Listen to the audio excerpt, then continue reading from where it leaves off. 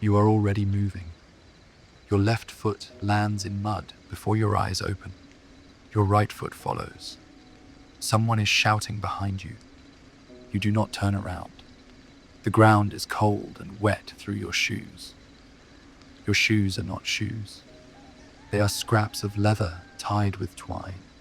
Water seeps through every step. Your back hurts. Your back always hurts. You cannot remember a time when your back did not hurt. The shout comes again. A man's voice, angry. You still do not turn. Turning is dangerous. Turning means someone sees your face.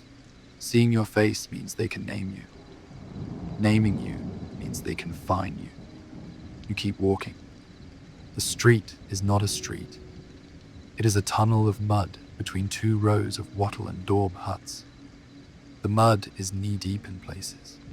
You know where the deep places are. You learned by falling. A pig runs past your legs. You feel its bristles scrape your shin. You do not flinch. Flinching wastes energy. The sky is grey. It is always grey.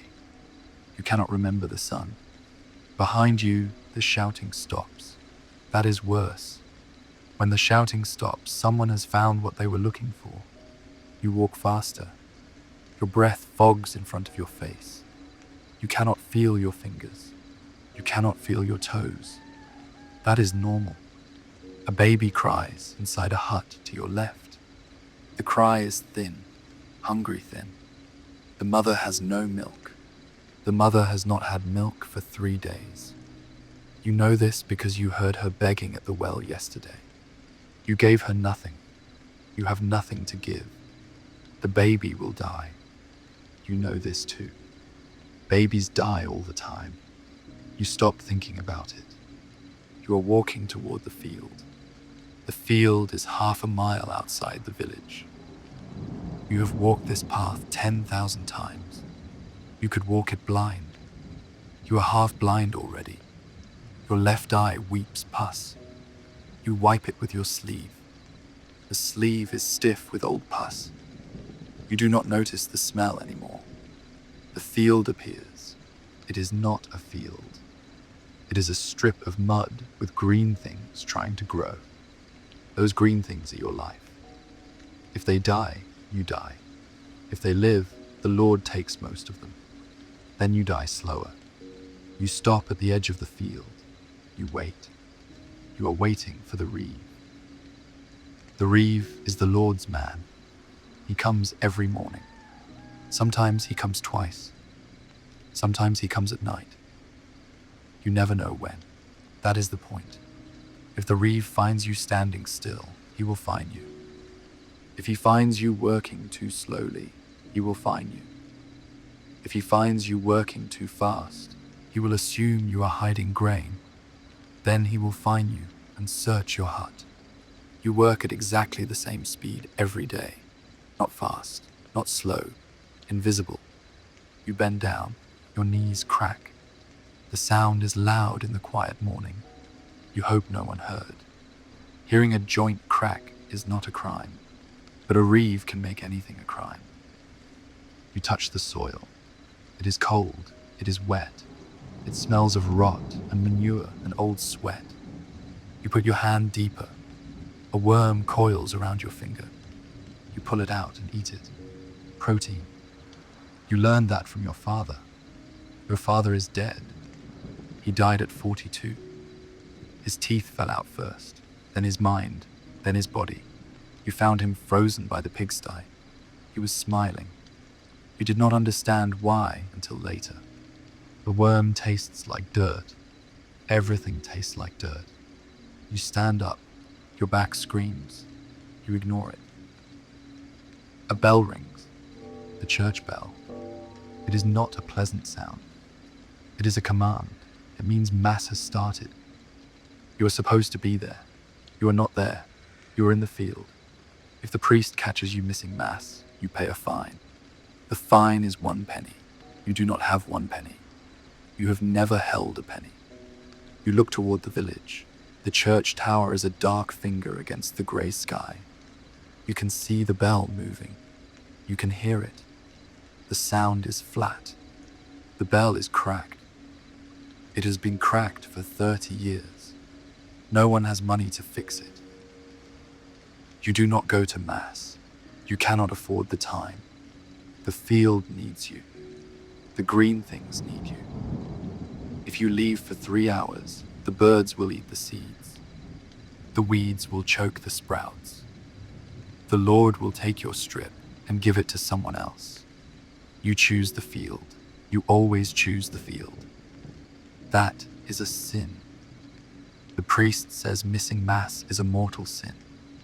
You will go to hell. You have heard this every Sunday for your entire life. You stopped believing it at age 7. You stopped believing anything at age 7. Age 7 was when you started full labor. Age 7 was when your mother handed you a sack half your weight and told you to carry it to the mill. You could not carry it. She beat you until you tried. You dragged it. It took 3 hours. The miller laughed. The miller always laughs. You hear footsteps. The footsteps are behind you. You do not turn. You keep your hands in the soil. You make your breathing slow. The footsteps stop. You wait. A voice says your name. You know the voice. It is the Reeve. His name is Aldwin. He is 40 years old. He has all his teeth.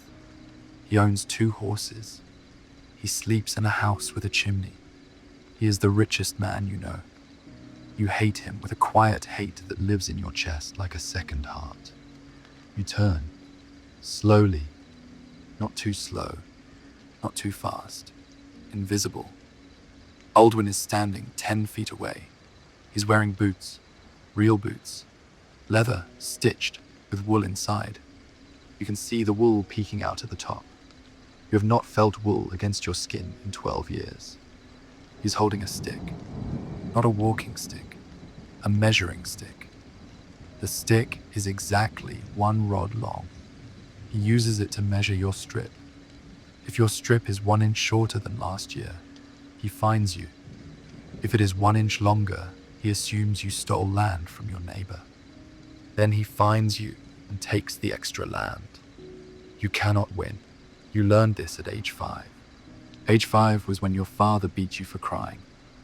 He was not cruel. He was teaching you. Crying attracts attention. Attention attracts the Reeve. The Reeve attracts fines. You stopped crying at age 5. Aldwin looks at your strip. He says nothing. He taps the stick against his palm. Tap, tap, tap. Each tap is a small sound. Each tap makes your stomach tighten. You have seen that stick break a man's fingers. You have seen that stick point at a woman who was later whipped. You have seen that stick draw lines in the dirt that became debts you could never pay. Tap, tap, tap. You do not speak. Speaking is dangerous. The wrong word is a fine. The right word is also a fine. Silence is safest. Silence makes you a wall.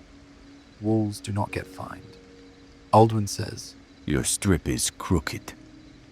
You look at the strip. It is not crooked. It is exactly as it was yesterday. It is exactly as it was last year. The strip is straight. You know it is straight because you straightened it with a rope last spring. The rope cost you 3 eggs. You remember the eggs. You say nothing. Aldwin says, Are you deaf? You are not deaf, but you pretend to be. Sometimes deafness helps. Deaf people cannot hear orders. Deaf people cannot be fined for disobeying orders they did not hear.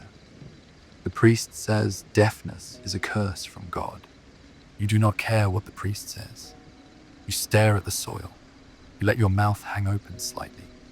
You let your good eye go blank. Aldwin stares at you for a long time. 10 seconds. 20. 30. And he walks away. His boots make sucking sounds in the mud. Suck, suck, suck. The sound fades, then it is gone. You wait 60 heartbeats, then you exhale. You did not get fined today. Today is a good day. You go back to work. You pull weeds. You break up clods of soil with your hands. Your hands are cracked. The cracks have dirt in them.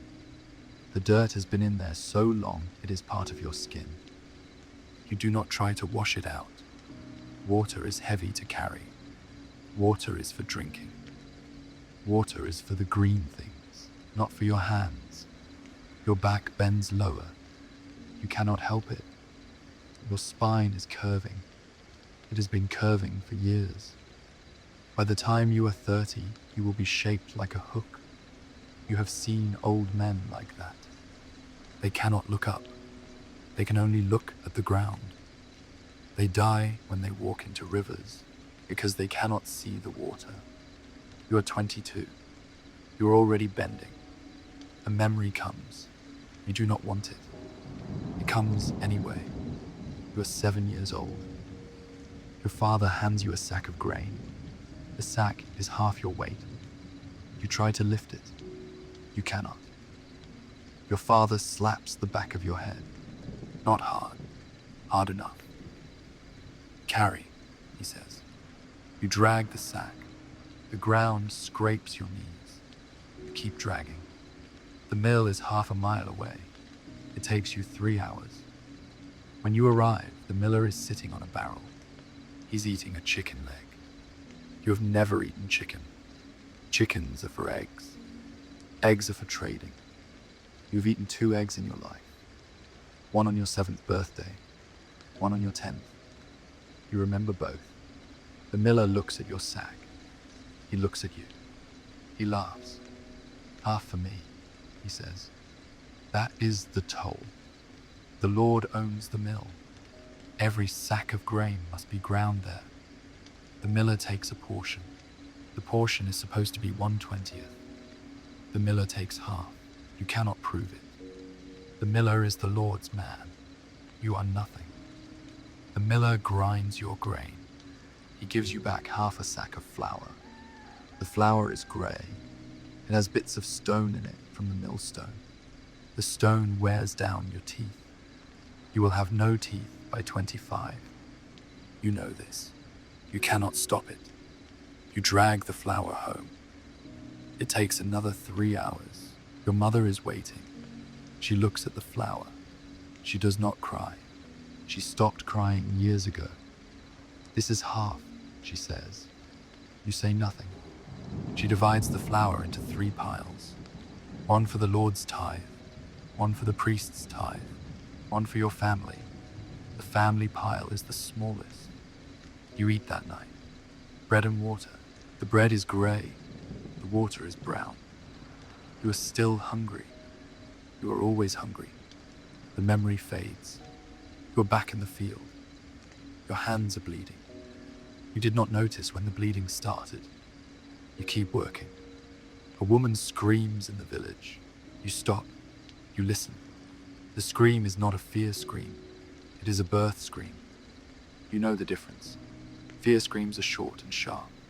Birth screams are long and low. They go on for hours, sometimes days. You listen for a few seconds. Then you go back to work. You have heard 100 birth screams. Half of them ended in silence. The silence means the mother died, or the baby died, or both died. You never go to check. Checking means you might be asked to help. Helping means you might be blamed if something goes wrong. Blame is a fine. Sometimes blame is a hanging. You stay in the field. The screaming continues. You count the seconds between screams. 20 seconds, then 30, then 15. The rhythm is wrong. The baby is stuck. You know this because you have seen it before.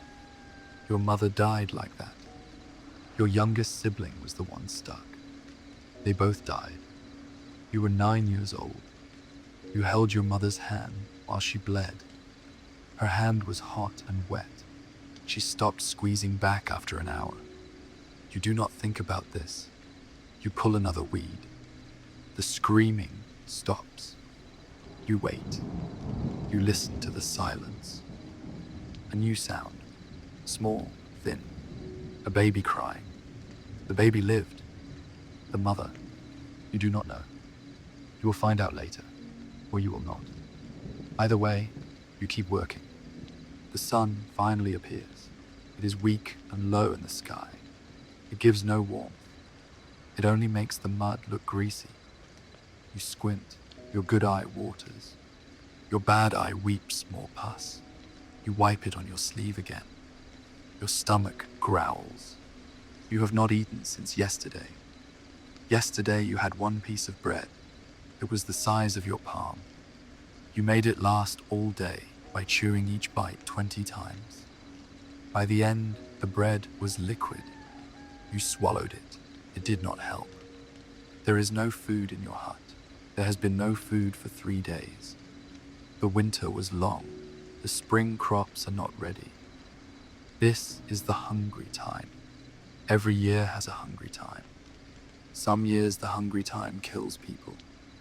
Last year it killed old Marjorie. She was found in her hut. She had eaten her own shoes. The leather did not digest. She died with her stomach swollen. You do not want to die like that. But you will die like that. Or you will die another way. There are many ways. You stand up to stretch your back. A mistake. You should not stand up. Standing up makes you visible. Visible is dangerous. A man is walking towards you from the village. He is not the reeve. This man is taller. He is wearing a hood. You cannot see his face. You do not run. Running is an admission of guilt. You have done nothing guilty. Today. Yet. You stand still. You wait. The man comes closer. 20 feet. 10 feet.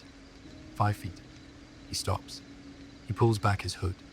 It is the priest. The priest is young. He is 25. He has soft hands. He has never pulled a weed. He has never carried a sack of grain. He was given to the church as a child because his family had too many sons. He learned to read. He learned Latin. He eats every day. He eats meat twice a week. You hate him more than you hate the reeve. The reeve is honest about his cruelty. The priest pretends to love you. You missed Mass, the priest says. You say nothing. I saw you from the church door.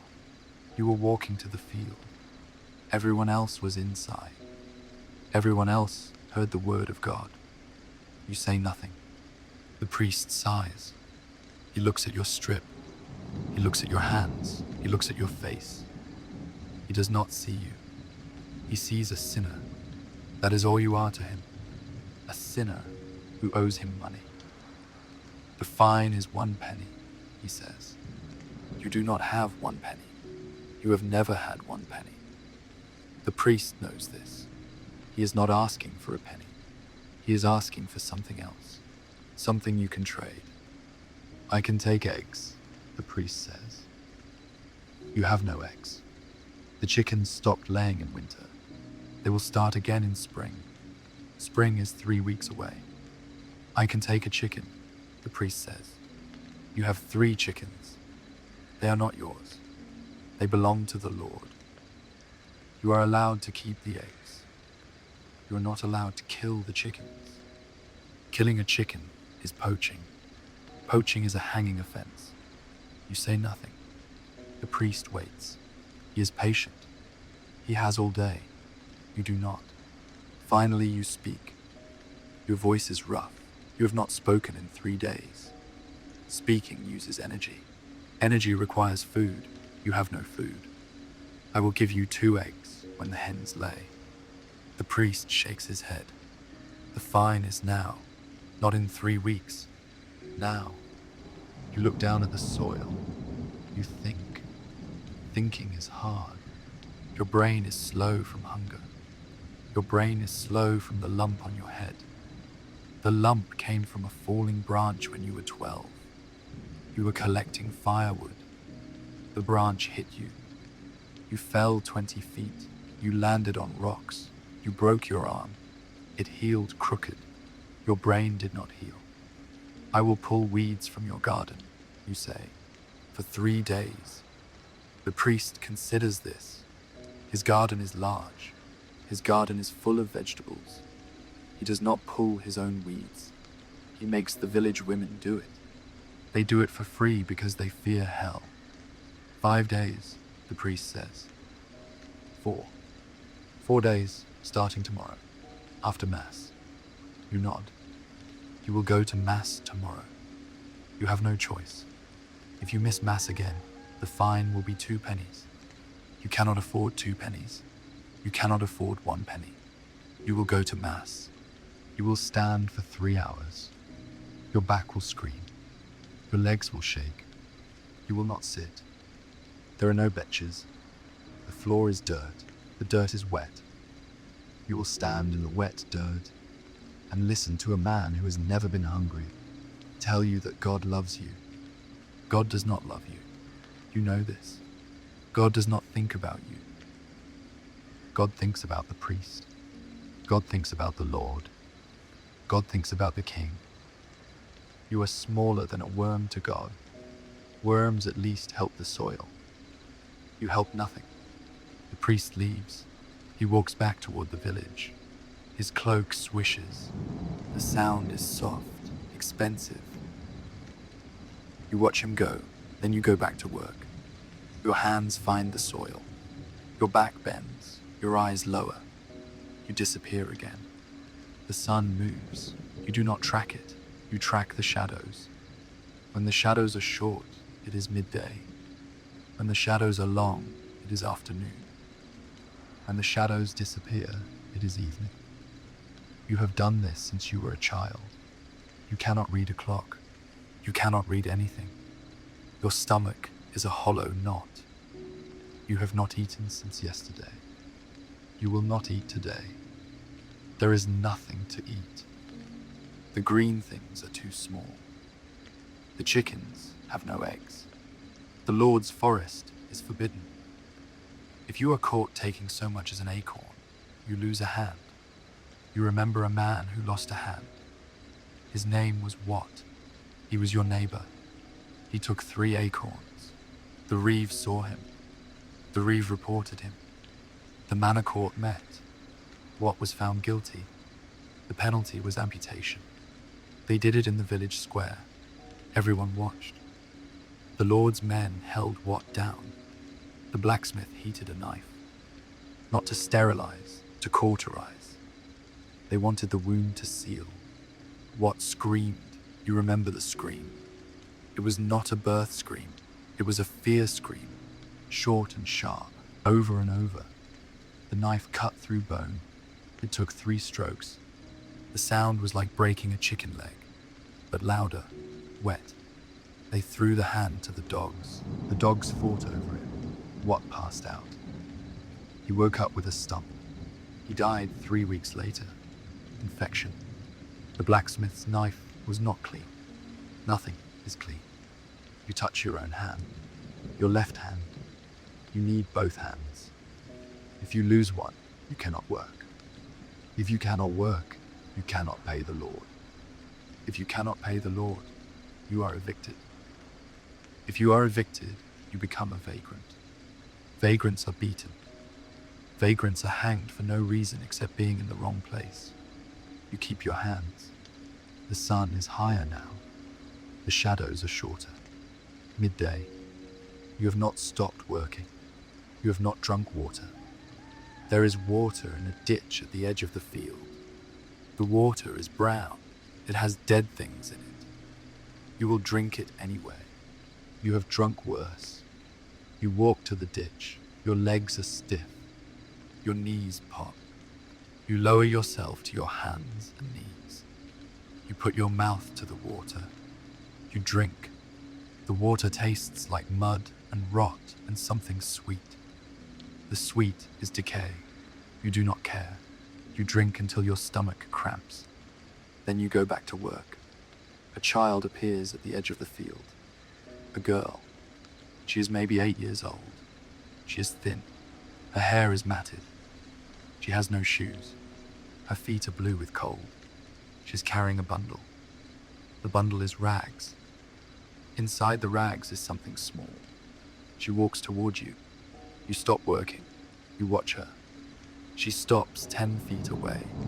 She holds out the bundle. My mother says to give you this, the girl says. You do not move. Gifts are dangerous. Gifts create debts. Debts are never forgiven.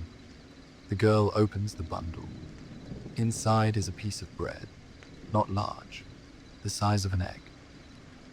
But bread, real bread. You can smell it. Your mouth waters. You hate your mouth for watering. Why? You ask. The girl looks at the ground. My mother says you pulled weeds from her strip last week when she was sick. She says this is payment. You remember, the woman was sick. She had a fever. She could not bend. You pulled her weeds. It took you an extra hour. You did not ask for payment. You did it because if her weeds grew, they would seed. The seeds would blow into your strip. Then you would have more weeds. You did it for yourself, not for her. But she does not know that. She thinks you were kind. Kindness is a mistake. Kindness creates expectations. Expectations lead to requests. Requests lead to obligations. Obligations lead to ruin. You take the bread anyway. You are too hungry to refuse. The girl leaves. She runs back toward the village. Her blue feet slap the mud. You hold the bread. It is still warm. It was baked this morning. You have not held warm bread in months. You want to eat it all now. You want to shove it into your mouth and swallow without chewing. You do not. You break the bread in half. You put one half in your pocket. The pocket is a hole in chewing. The other half you eat, slowly, one small bite at a time. You chew each bite 20 times. The bread becomes sweet. The bread becomes everything. When the half is gone, you want the other half. You do not eat it. You save it for tonight. Tonight you will eat again. Tonight you will not go to sleep hungry. Today is a good day. You go back to work. The afternoon comes. The shadows grow longer. Your body grows heavier. Your arms ache. Your back screams. Your knees have stopped popping. They have started grinding. The sound is inside your head. You have pulled 1,000 weeds. You have broken 100 clods. You have bent and straightened and bent again so many times that you no longer feel like a person. You feel like a joint, a hinge, a thing that moves because it must. The sun is low now. The air is colder. The wind has picked up. The wind comes from the north. It carries the smell of rain. Rain is good for the green things. Rain is bad for you. Rain soaks your tunic. Rain makes the mud deeper. Rain makes the cold bite harder. You look at the sky. The clouds are darker now, not grey, grey-black. The kind of clouds that do not stop raining for days. You remember last year. The rain came for 3 weeks. The green things drowned. The roots rotted. The harvest was half what it should have been. The Lord took his share first, then the priest, then the miller. Then there was nothing left. You ate bark, you ate grass, you ate a rat. The rat was full of worms. You ate the worms too. You look at the sky again. You pray. You do not pray to God. God does not listen to you. You pray to the sky. You pray to the clouds. You pray to the wind. Please stop. Please go away. Please go south. Drown the king's fields. Drown the Lord's fields. Leave ours alone. The wind does not answer. The clouds do not care. You go back to work. A horn sounds. You know the horn. It is the Lord's horn. It means the Lord is coming, or the Lord's men are coming. Either way, it means trouble. You stop. You stand up. Your back screams. You ignore it. You look towards the village. You see riders, 3 of them. They are moving fast. Their horses are big, bigger than any animal you have seen up close. The horses' legs are thick. Their hooves throw mud high into the air. The riders are wearing metal. You see the sun glint off their helmets. The glint is small and bright and terrible. Metal means swords. Swords mean death, not quick death. Death after begging. Death after crying. Death after watching your own blood paint the mud. You do not run. Running is death. Standing still might be death too. But standing still gives you a chance. A small chance. A chance the riders will not see you. A chance they will ride past. A chance you will become invisible again. You stand still. You lower your head. You make your body small.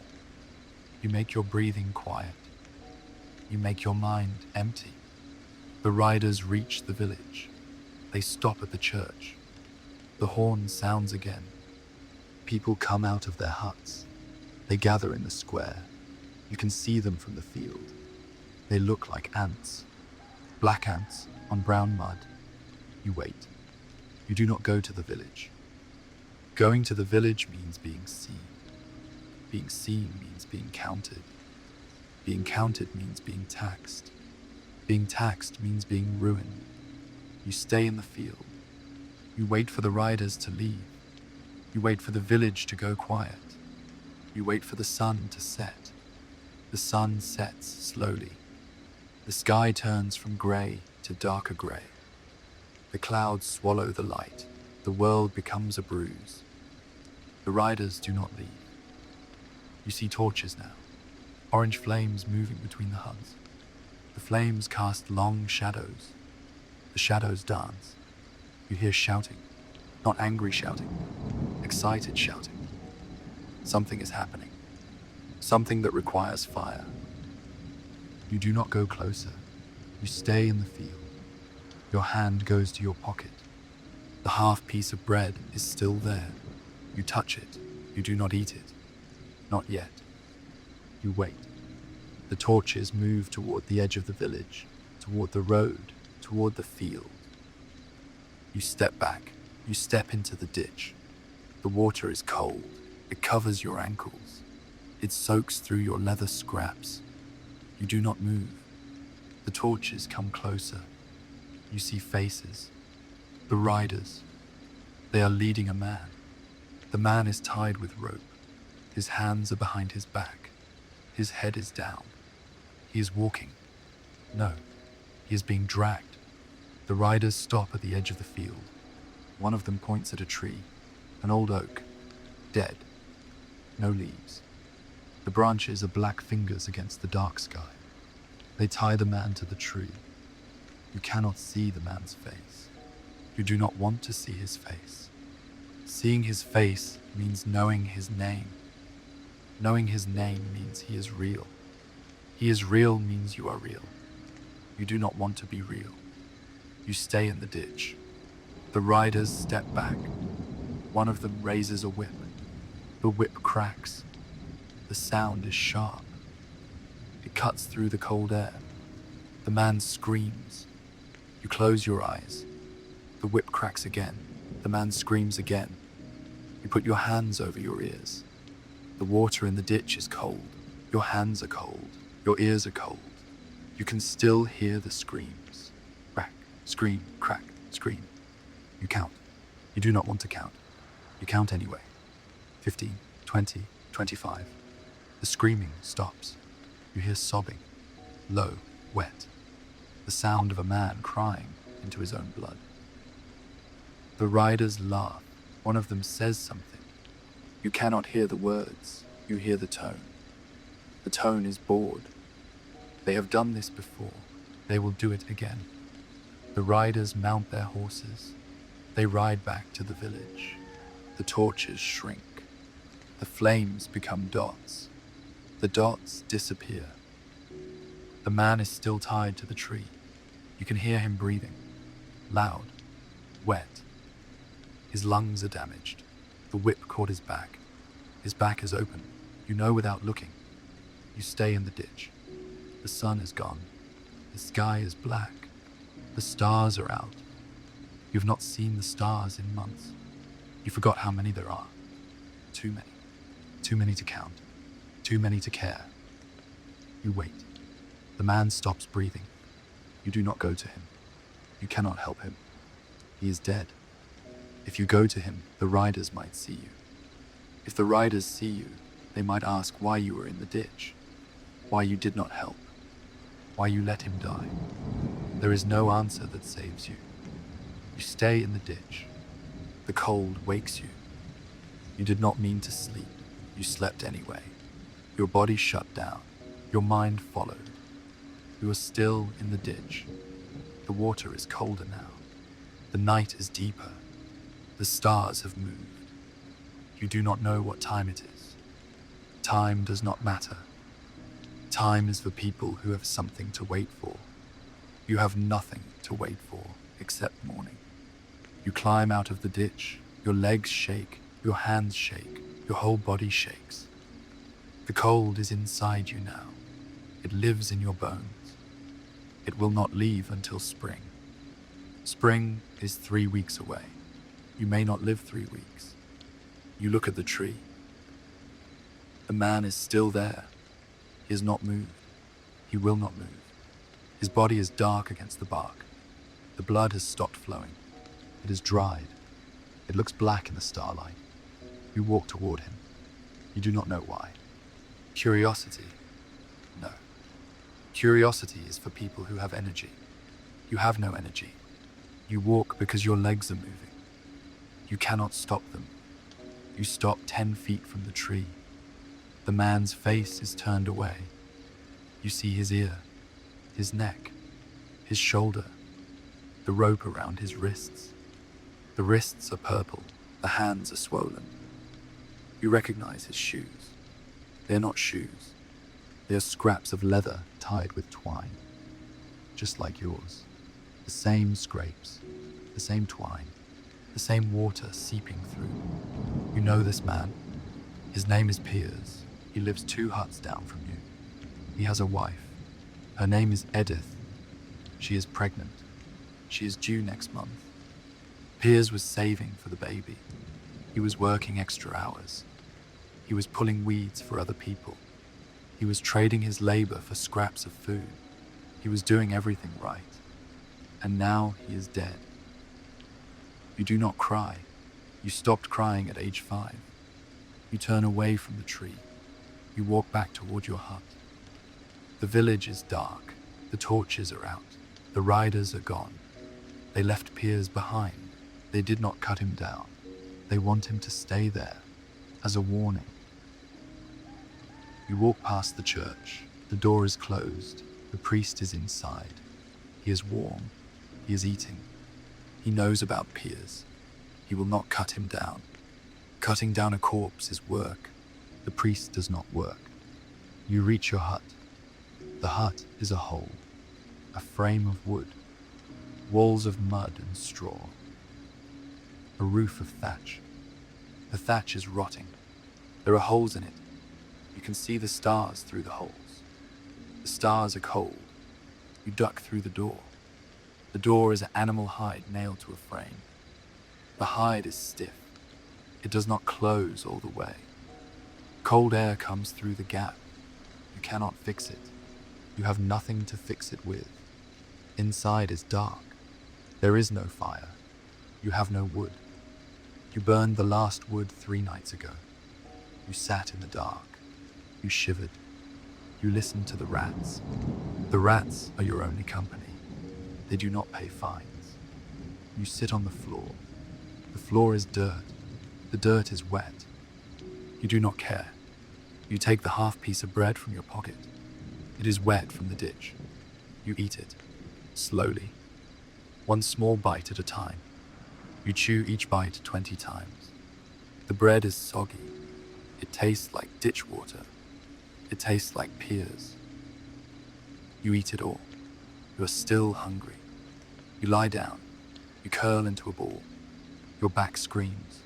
Your knees grind. Your hands throb. Your eye weeps pus.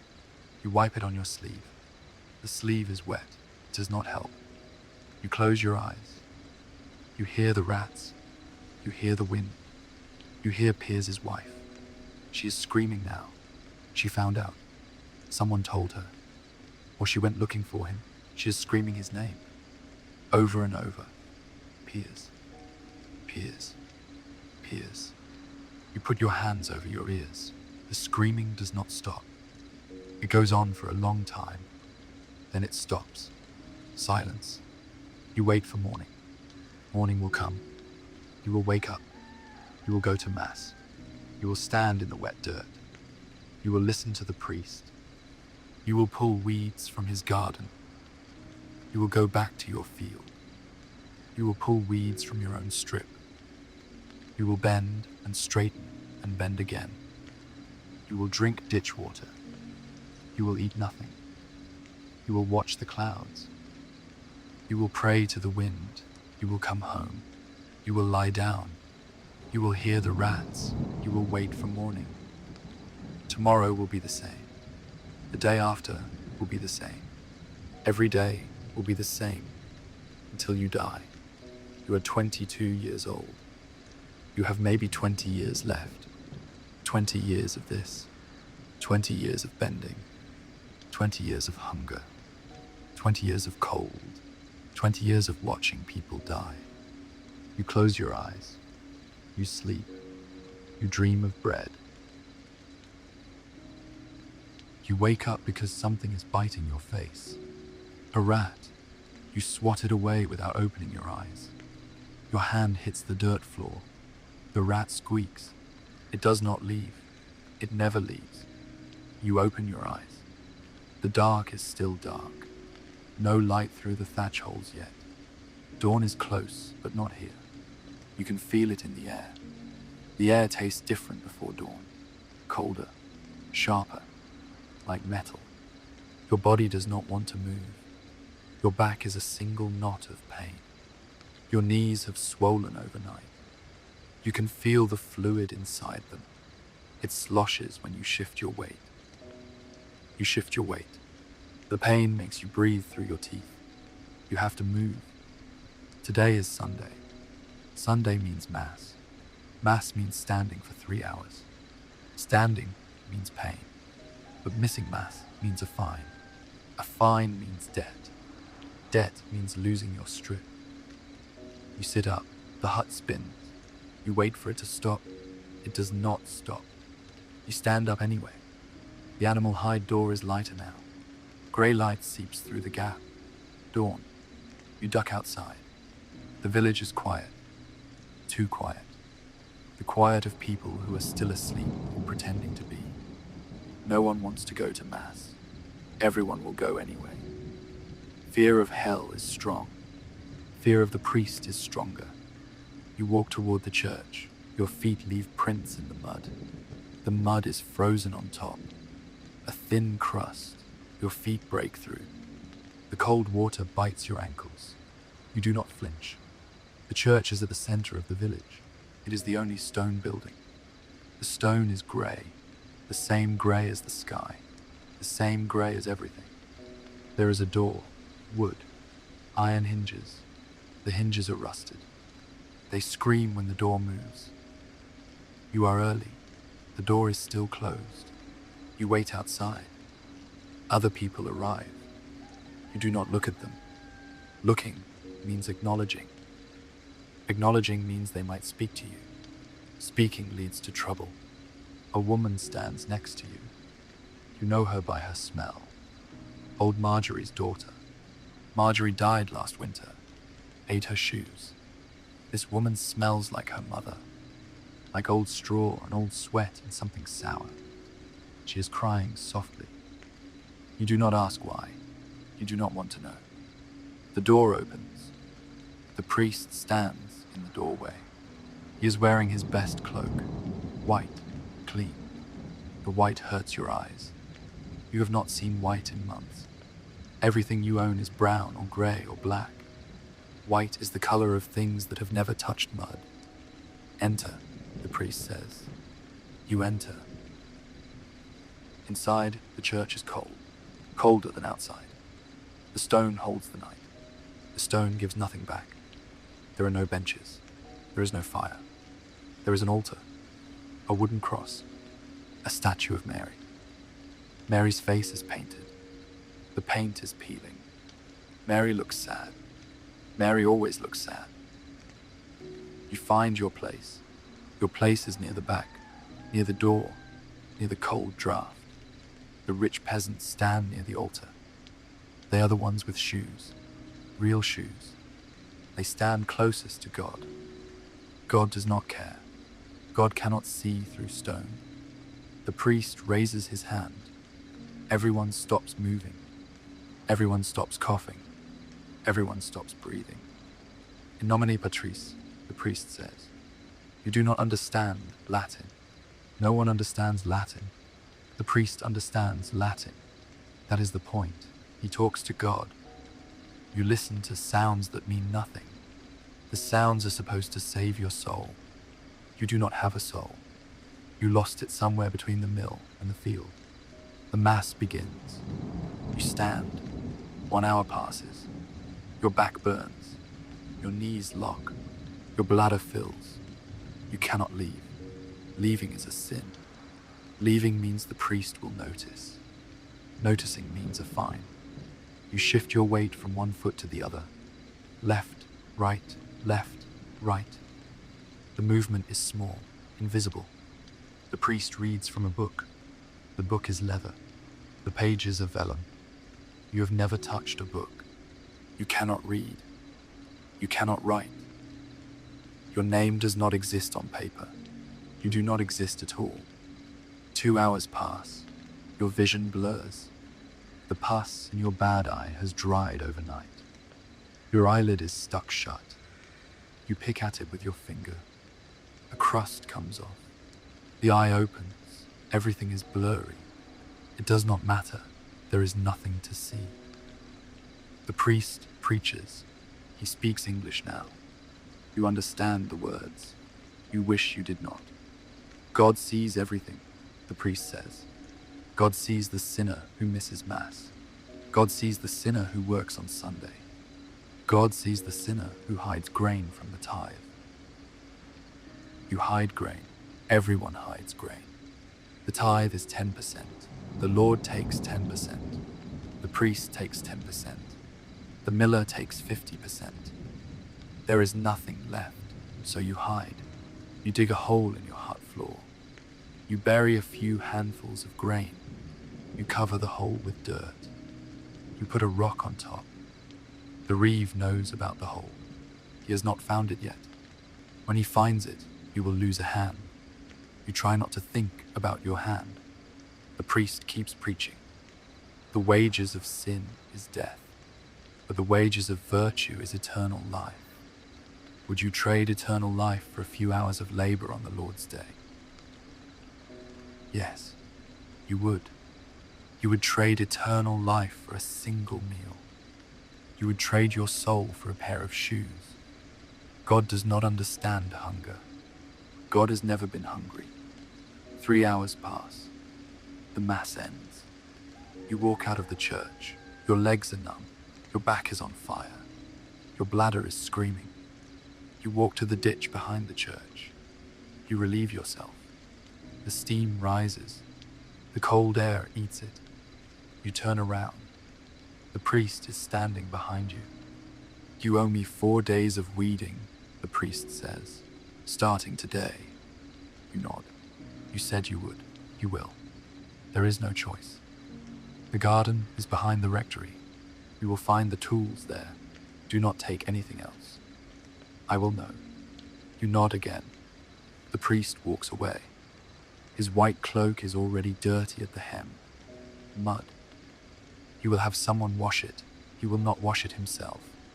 Washing is work. The priest does not work. You walk to the rectory. The rectory is next to the church. It is made of stone. It has a chimney. Smoke comes out of the chimney. The smoke is grey. It smells of wood and meat. Meat. You stop walking. You close your eyes. You breathe the smoke. You pretend you are eating. You open your eyes. You walk to the garden. The garden is large, larger than your strip. The soil is dark, rich. The priest adds manure every year. You have seen him order the villagers to bring manure. You have carried manure for him. You did not get paid. You did it because he said God would reward you. God has not rewarded you. God does not even know your name. The tools are leaning against the wall. A hoe, a rake, a spade. The handles are smooth, worn, used, but clean. The priest does not clean them. Someone else does. Someone else always does. You pick up the hoe. The weight is familiar. Your hands close around the handle.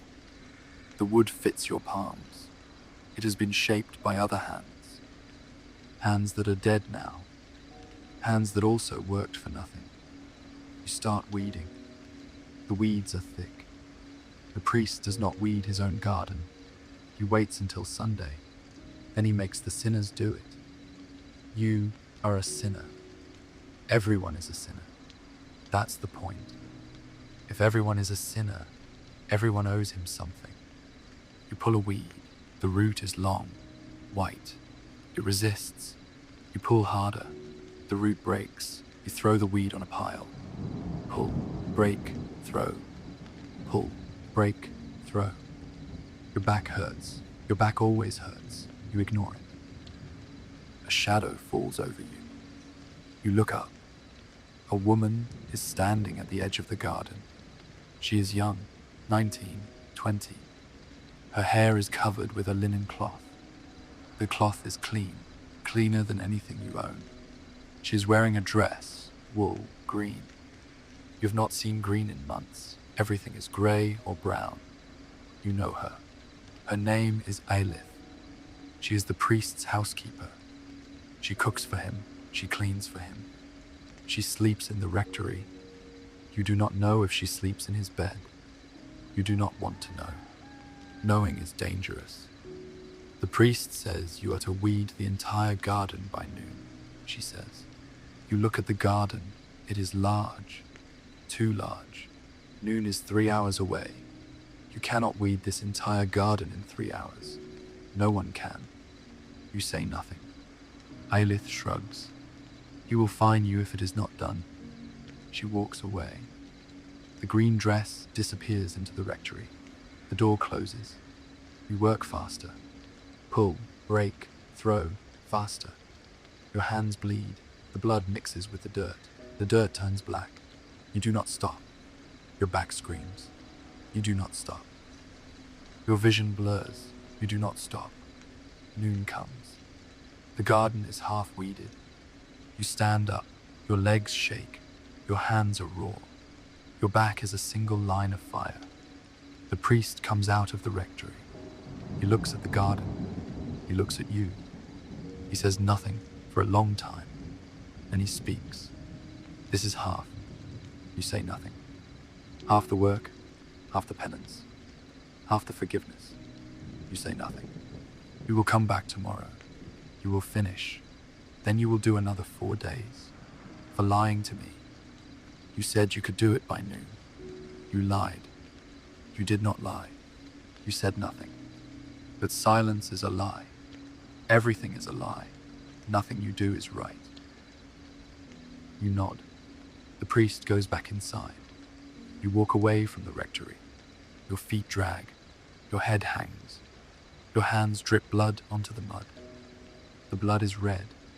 The mud is brown. The red disappears. You are walking back to your hut when you hear your name. Not the priest, not the reeve. A woman's voice. You turn. It is Edith, Piers' wife.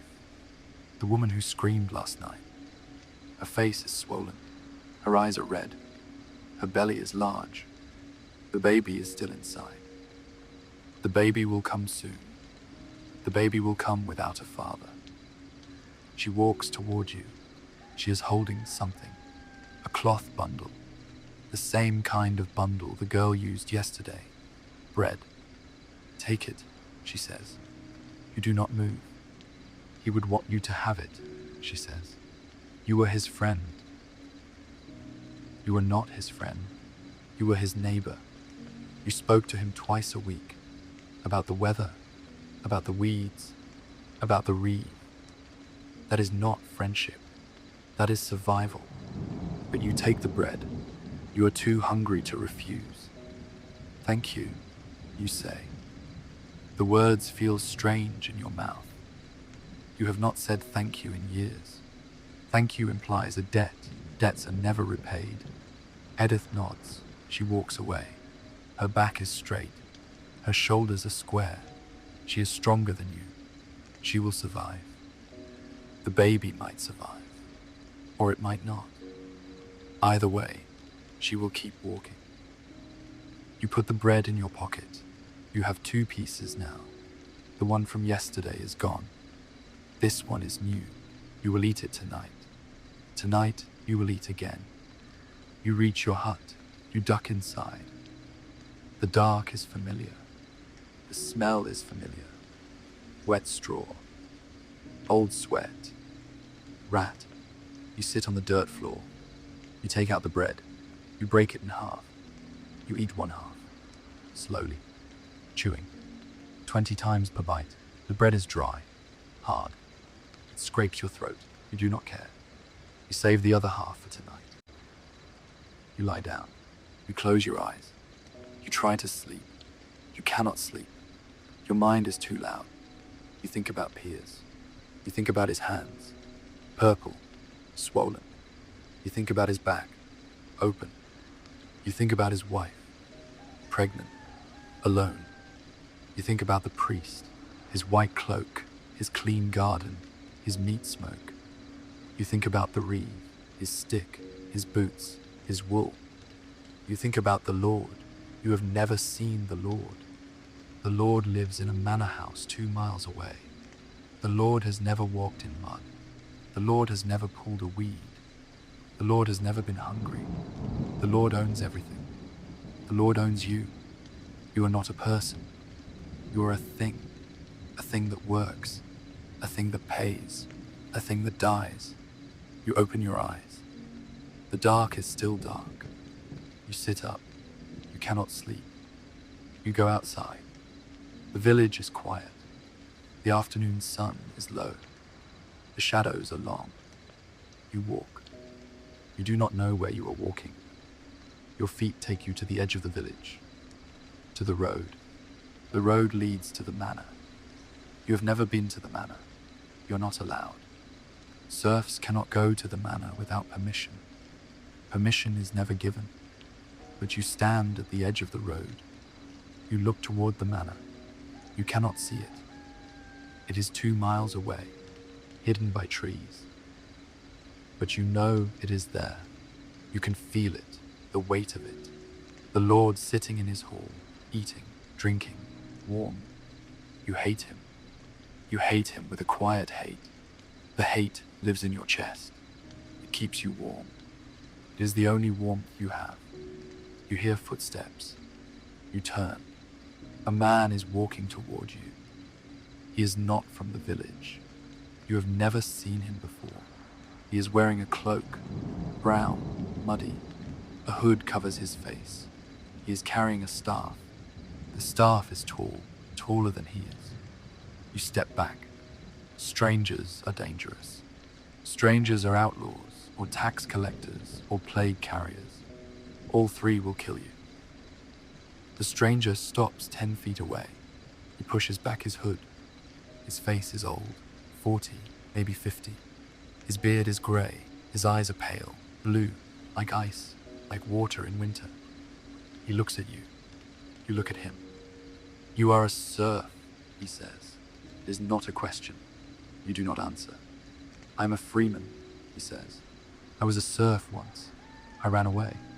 I lived in the woods for a year. I ate bark. I drank rain. I slept in a hole. Then I reached the town. The town had walls. The town had work. The town had bread. You say nothing. I'm telling you this because you have the same eyes I had. Dead eyes. Eyes that have given up. You look away. The town is not paradise. The town has its own lords, its own fines, its own hunger. But you can leave. You can walk away, right now. Follow this road. Do not look back. You look at the road. The road stretches into the trees.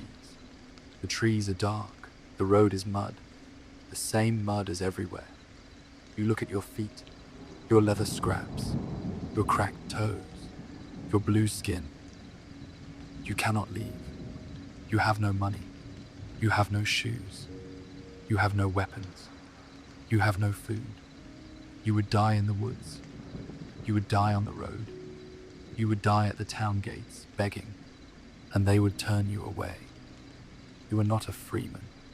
You are not a person. You are a thing. Things do not run away. Things stay where they are put. You shake your head. The stranger shrugs. He pulls his hood back up. He walks past you, toward the village, toward the church, toward the priest. You watch him go. You go back to your hut. You lie down. You close your eyes. You sleep. You wake up to shouting, loud, close. Outside your hut, you sit up. Your heart pounds. Your hands shake. You do not know what time it is. The light through the thatch holes is orange. Sunset. You slept for hours. The shouting continues. A man's voice. Angry. You recognize it. The reeve. You crawl to the door. You push the animal hide aside. You look out. The reeve is standing in front of the hut next to yours. Edith's hut. Piers' widow. The reeve is holding a piece of parchment. You cannot read it, but you know what it is. A summons, the manor court. Edith is standing in her doorway. Her face is white. Her hands are shaking. Her belly is huge. The baby is pressing. She could give birth any moment. The dead owe debts, the reeve says. Piers owed 3 shillings. The debt passes to you. Edith says nothing. She cannot speak. She is too afraid. You will appear before the manor court on Thursday. If you do not appear, you will be arrested. If you are arrested, you will be held in the manor jail. The jail has no food. The jail has no water. The jail has rats, bigger rats than here. Edith still says nothing. The reeve turns. He sees you watching. He walks toward you. You do not move. You cannot move. Your body is frozen. The reeve stops in front of you. He looks down at you. He is tall, much taller than you. Your back is curved. You cannot stand straight. You look up at him. Your neck hurts. You, he says, you knew Piers. You say nothing. Did he ever mention money? Did he ever mention a hiding place? Did he ever mention anyone who owed him? You shake your head. The reeve stares at you for a long time. His eyes are small, dark, like a pig's eyes. You are lying, he says. You shake your head again. Everyone lies, he says. That is why we have the court. The court finds the truth. The court finds the debts. The court finds the punishments. He leans closer. You can smell him. Ale, onions, sweat. He has eaten today. You can tell by the smell of his breath. Food. Warm food. If I find out you knew something and did not tell me, I will bring you to court. I will accuse you of concealing a debt. Concealing a debt is theft. Theft is a hand. He looks at your hands. You look at your hands too. They are still bleeding from the garden. The blood has dried. The cuts are open. You can see the meat inside. The reeve walks away. You watch him go. He walks towards the church. The priest is standing at the door. They speak. You cannot hear the words. They laugh, both of them. They laugh together. Then they go inside. The door closes. You go back inside your hut. You sit on the dirt floor. You take out the second half of the bread. You eat it. All of it. You do not chew 20 times. You shove it into your mouth. You swallow. You choke. You cough. You swallow again. The bread is gone. You're still hungry. You lie down. You close your eyes. You wait for night. You wait for sleep. You wait for tomorrow. Tomorrow you will weed the priest's garden again. Tomorrow you will stand in the mud. Tomorrow you will watch Edith go to court. Tomorrow you will watch them take her last coin. Tomorrow you will watch them take her baby, or her hand, or her life. You do not know which. That is the worst part, not knowing. You wake up to the sound of rain. It is not gentle rain. It is the kind of rain that hits your thatch like 1,000 small stones. The holes in your roof let it through. Drops land on your face, on your hands, on the dirt floor. The floor is already wet. It will be wet for weeks. You sit up. Your body is stiff, colder than yesterday. The rain has brought a new cold, a wet cold, the kind that gets inside your bones and stays there. You have no wood for a fire. You have no dry clothes. Your tunic is damp. It has been damp for months. You cannot remember what dry feels like. You duck outside. The village is a river, mud everywhere, water running between the huts. The ditches are full. The road is gone. There is only mud and water mixed together. You look at the sky, grey, dark grey. The clouds are low. They are not moving. This rain will last all day, maybe longer. Your field. You start walking. Your feet sink into the mud. Each step is a struggle. Pull your foot out, move forward, sink again. The cold water bites your ankles. Your toes are numb. You cannot feel them. The field is a lake. You stop at the edge. Your strip is underwater. The green things are gone, drowned.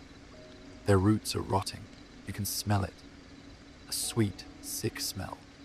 The smell of death. You stand in the rain. You do not move. You watch your future drown. The green things were your only food. Without them, you will starve. Not today, not tomorrow, but in winter, when the grain runs out, when the bread is gone, when the rats have nothing to eat and they start eating you. You remember the winter before last. The hunger was so bad you chewed on leather. Your shoes, your belt, your shoe scraps. You ate them all. You spent the spring barefoot. Your feet cracked. The cracks bled. You did not care. You were alive. You will do it again.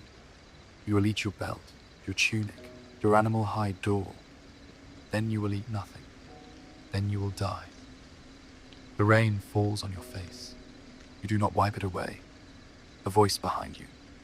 Your strip is drowned. You turn. It is your neighbor. His name is Godric. He is 25.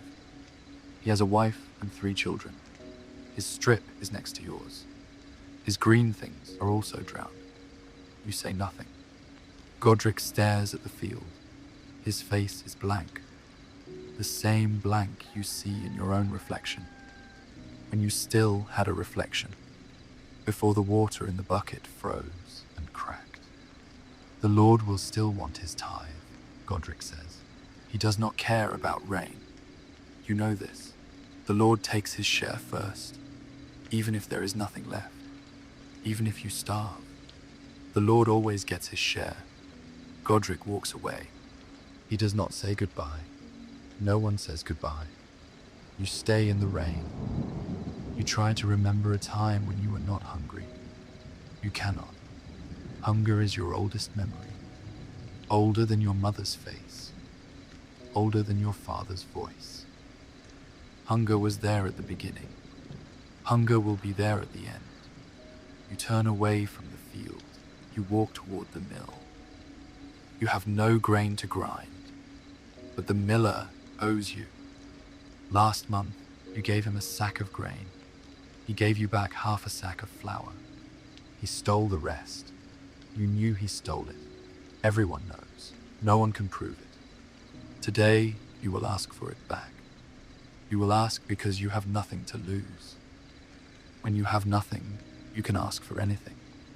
The worst they can do is say no, or beat you, or fine you, or hang you. You walk to the mill.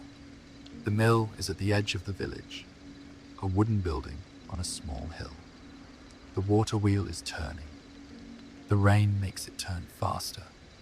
The sound is loud. Wood creaking, water splashing, stones grinding.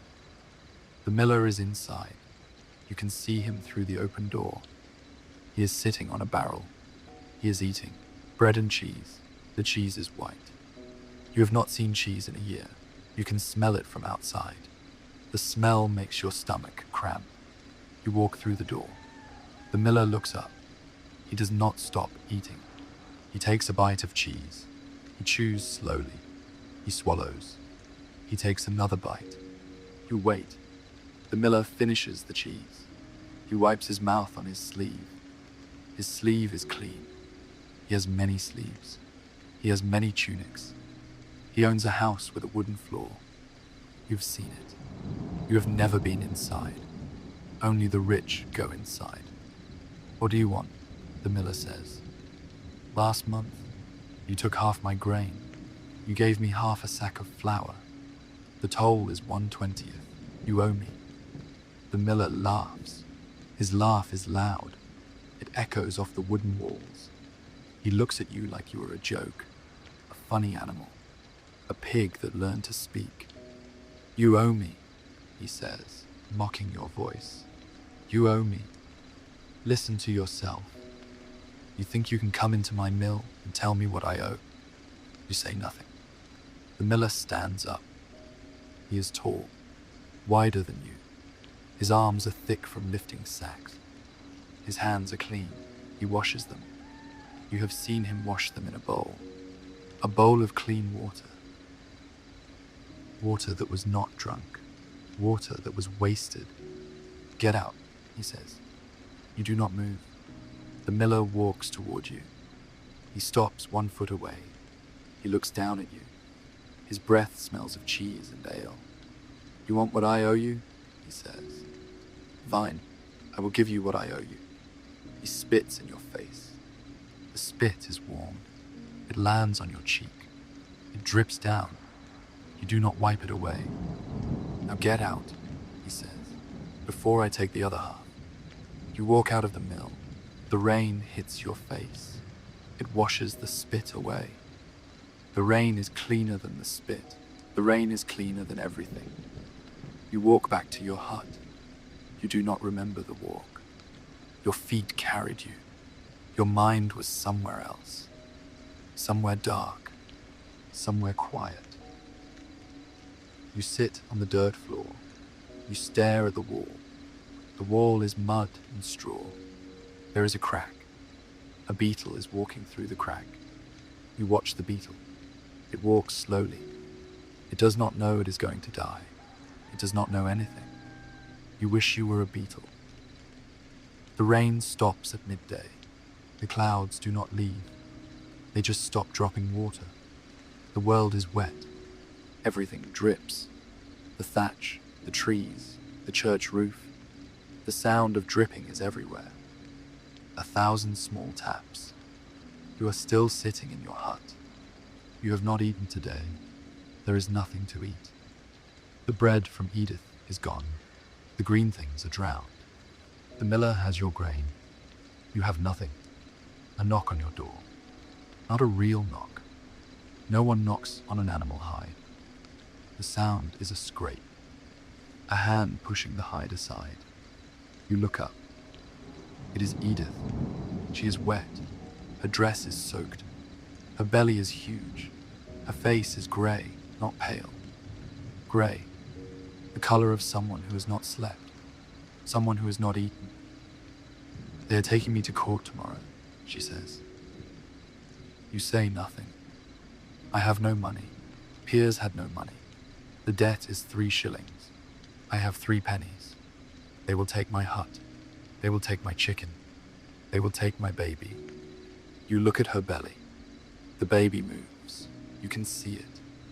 a ripple under her dress. I'm going to lose everything, she says. Tomorrow. She looks at you. Her eyes are red, raw. She has not blinked in a long time. You were his friend. Will you speak for me? Will you tell the court he was a good man, that he worked hard, that he did not hide his grain? You cannot speak for her. Speaking means going to the manor. Going to the manor means being seen. Being seen means being noticed. Being noticed means the Lord might ask you questions. Questions about your own grain, your own debts, your own hidden hole. You shake your head. Edith stares at you. Her face changes. The grey becomes red. The exhaustion becomes anger. He called you his friend, she says. He shared his bread with you. When your back was broken, he worked your strip. Do you remember? Last summer, you could not stand. He worked your strip for 3 days. He asked for nothing. You remember. Piers worked your strip. You lay in your hut. Your back was a knot. You could not move.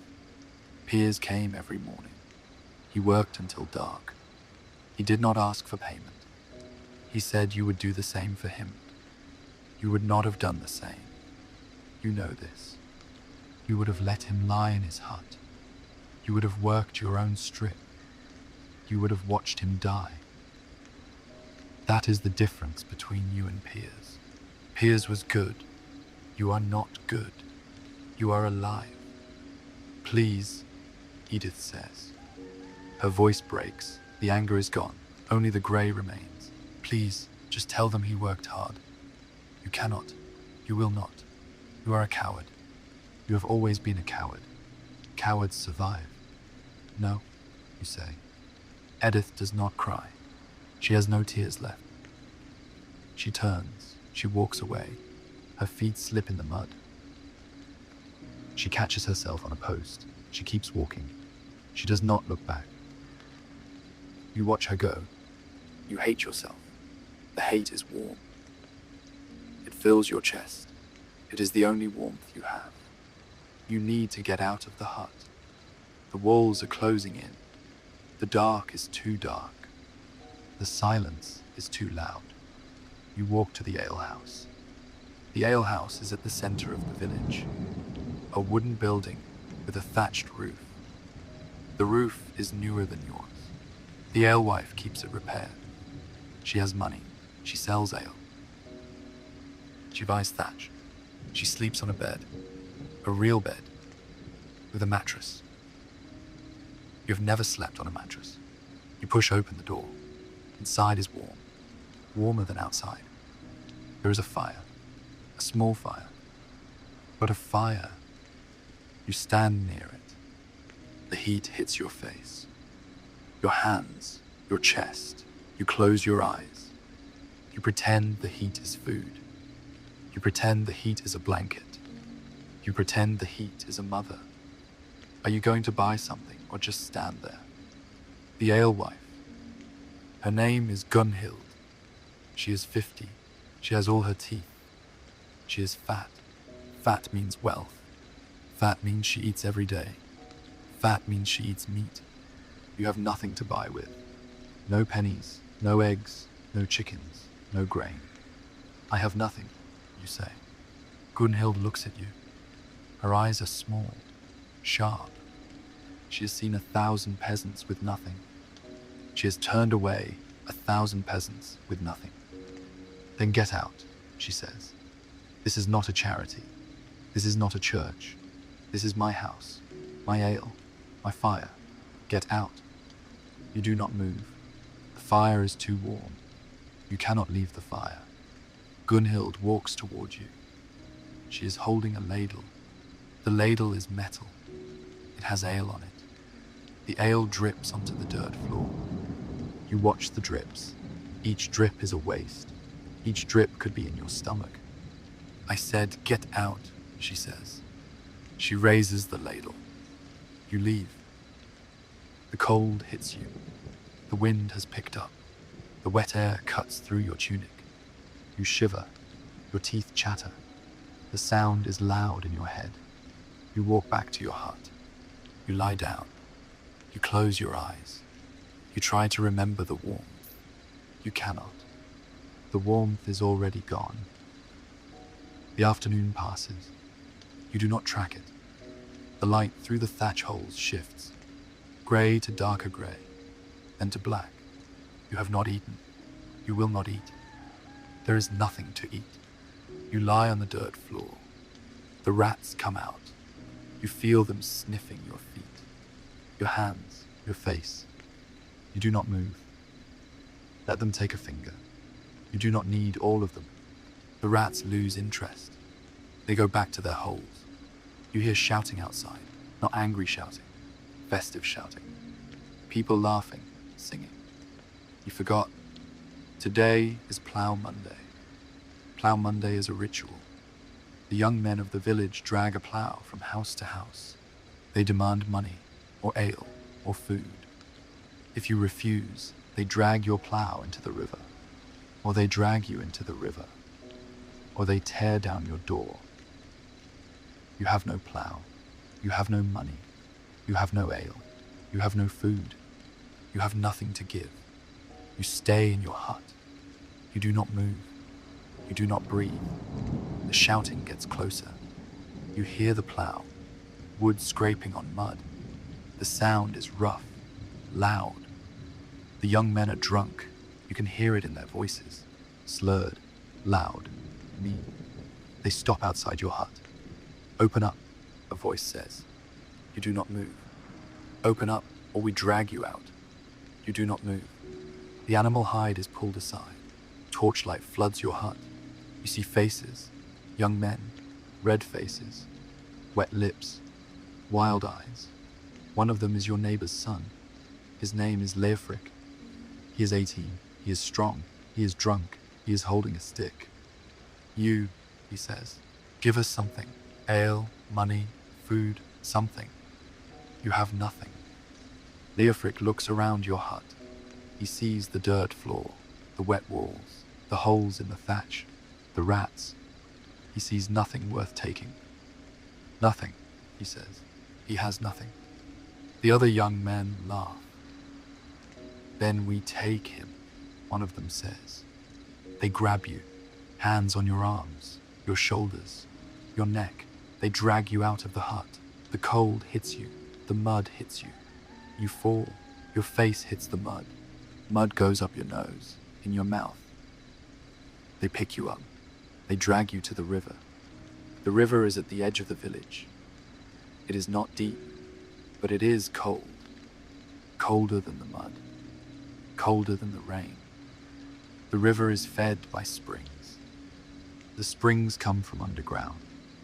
The water is the temperature of death. They throw you in. You hit the water. The cold is a fist. It punches your chest. Your lungs stop.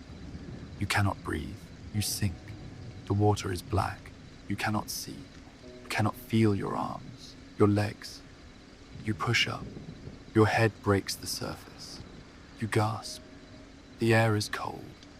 The water is colder. The young men are laughing. They are standing on the bank, torches in their hands. The light flickers on the water. Plow Monday, Leofric says. Give something next time, or we keep you in the river.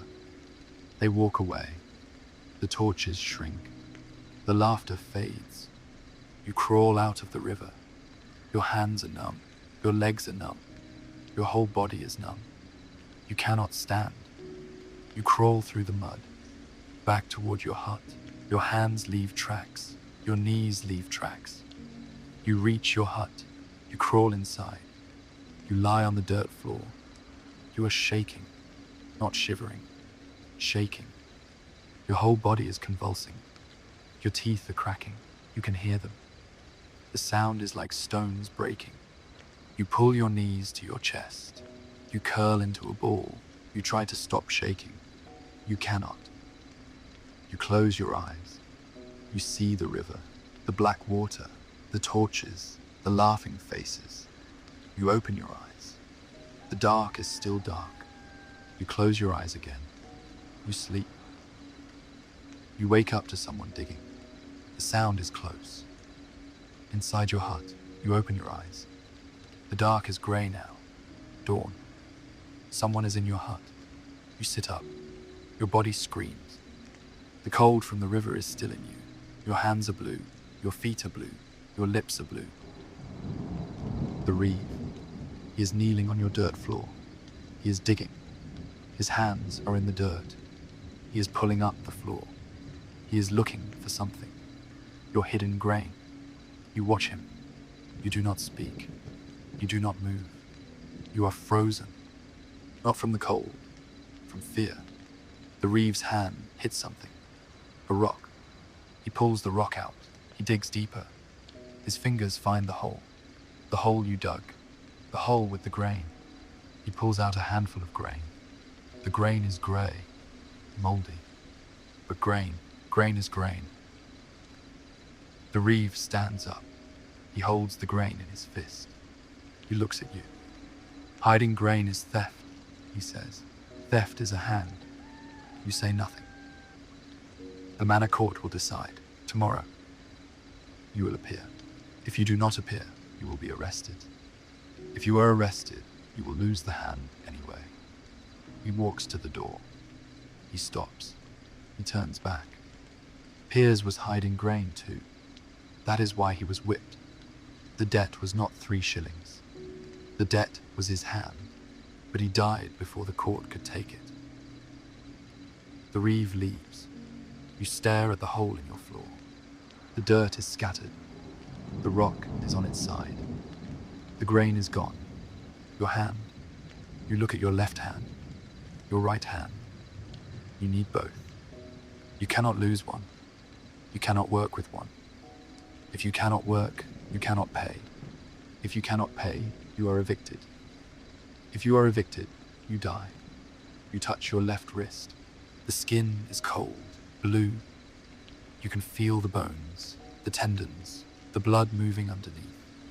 Tomorrow they will take this hand, or they will take the other.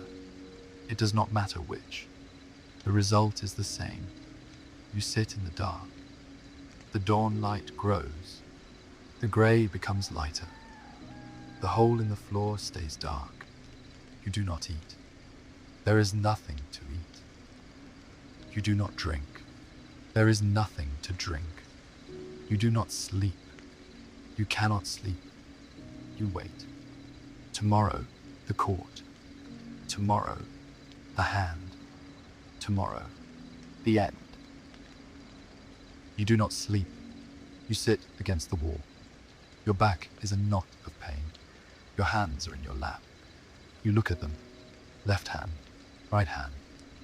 Which one will they take? Does it matter? You need both. You will lose both. First one, then the other, then you. The grey light through the thatch holes turns yellow. Dawn. Then the yellow fades to white. Morning. Then the white turns grey again. Clouds. More rain coming. You hear footsteps outside, not the reeve, softer, slower. A woman. The animal hide is pushed aside. Edith. She looks at the hole in your floor. She looks at your hands. She looks at your face. They found it, she says. You nod. She sits down next to you. Her belly touches her knees. She is so pregnant. The baby could come any moment. She should not be sitting on a dirt floor. She should be on a bed. She has no bed. Piers hid grain too, she says. That is why they killed him. Not the debt, the grain. He hid a sack under the floor. The reeve found it. They whipped him to death. They did not even wait for the court. You say nothing. The court is a lie, she says. There is no justice. There is only what the Lord wants. The Lord wanted Piers dead, so Piers is dead. The Lord wants your hand, so you will lose your hand. She looks at you. Her eyes are dry. She has no tears left. I will lose my hut tomorrow. The court will take it. They will take my chicken. They will take my baby. The baby will be sold, or given to the church, or left in the woods to die. You look at her belly. The baby moves. A foot, a hand, something small and alive. Run, she says. Run now. Before the court, before they take your hand. Run to the woods, run to the town, run anywhere. Just run. You cannot run. Your body will not let you. Your back is curved. Your legs are weak. Your feet are blue. You would not make it to the edge of the village. I cannot, you say. Edith stands up.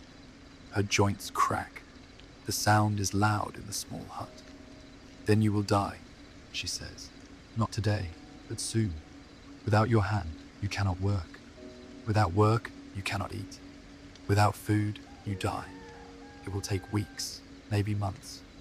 But you will die. She leaves. The animal hide falls back into place. You sit in the dark. You need to move. Sitting will not save you. Standing will not save you.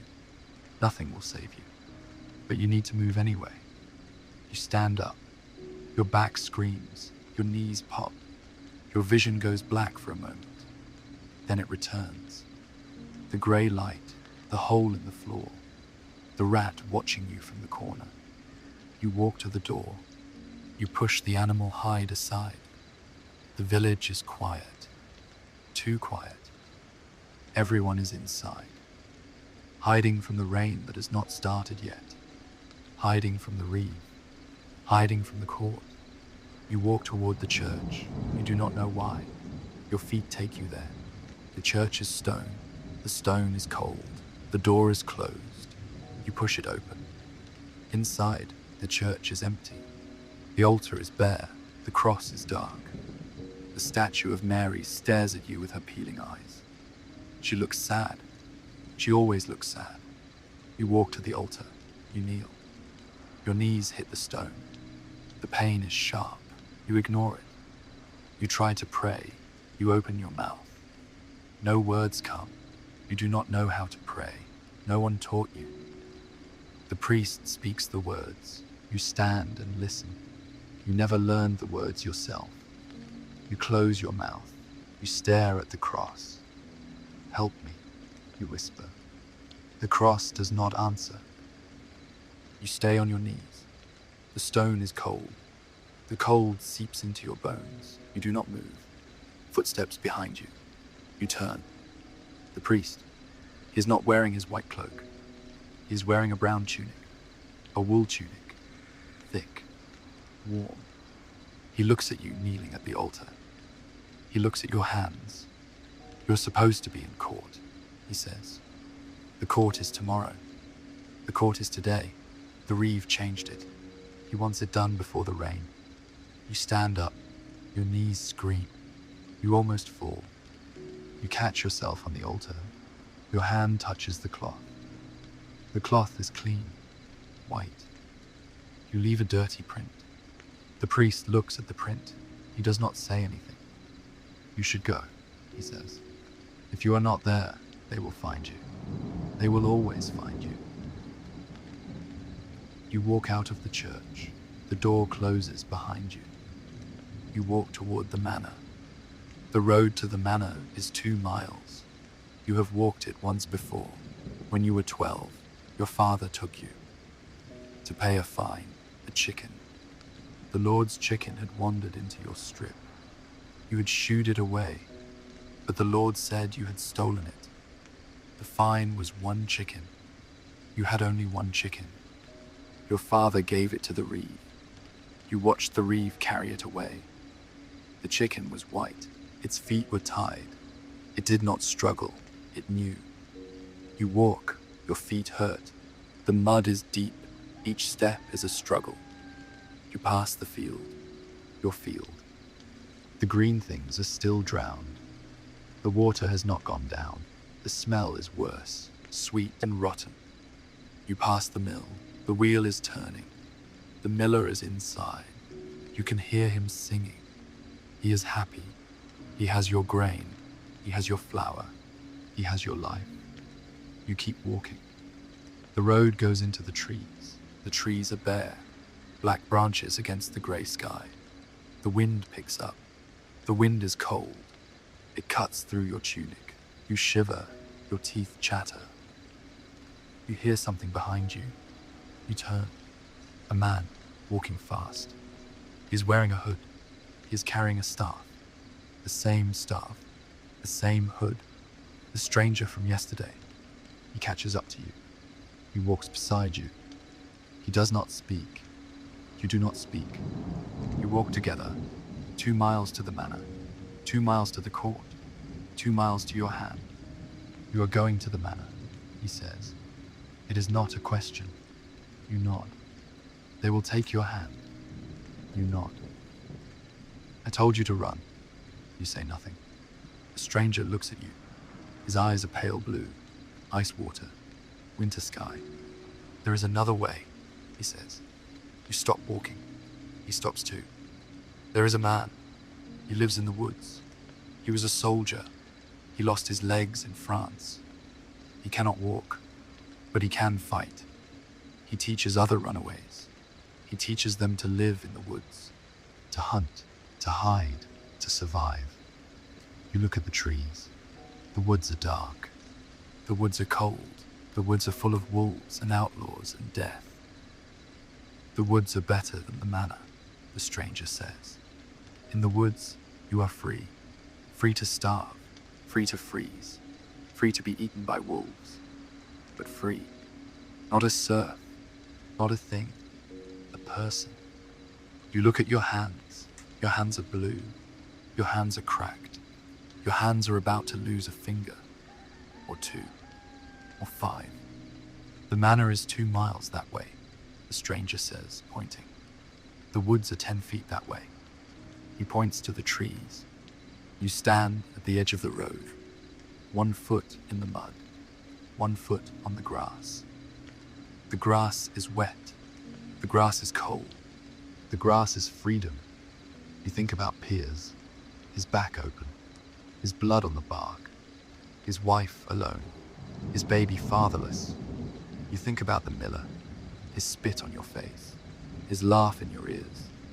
You think about the priest, his white cloak, his clean hands, his meat smoke. You think about the reeve, his stick, his boots, his wool. You think about the Lord, his manna, his fire, his bread. You think about your hand. You step off the road. Your foot lands on the grass. The grass is soft, wet. Your foot sinks, not deep, not like the mud.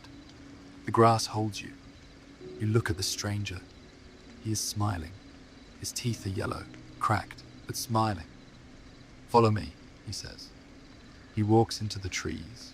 You follow. The woods close around you. The grey sky disappears. The light changes, green, brown, dark. The trees are tall. Their branches are thick. The ground is soft. Leaves, moss, rot. You walk. Your feet sink into the leaves. The leaves are wet. They smell of earth and decay. The smell is sweet, like the drowned field, but different, older. The stranger walks ahead of you. His staff taps the ground. Tap, tap, tap. The sound is soft, absorbed by the leaves. You walk for an hour, maybe 2. You do not know. The light does not change. The trees block the sky. You cannot see the sun. You cannot see the clouds. You cannot see anything but brown and green and dark. You stop. I cannot walk anymore, you say. The stranger stops. He turns. We are almost there. You keep walking. The trees open, a clearing, a small hut, not like your hut. This hut is made of logs, real logs, stacked, sealed with mud. A chimney. Smoke comes out. The smoke is grey. It smells of wood and meat. Meat. Your stomach cramps. The stranger knocks on the door. 3 times, and 2, and 3. The door opens. A man sits inside.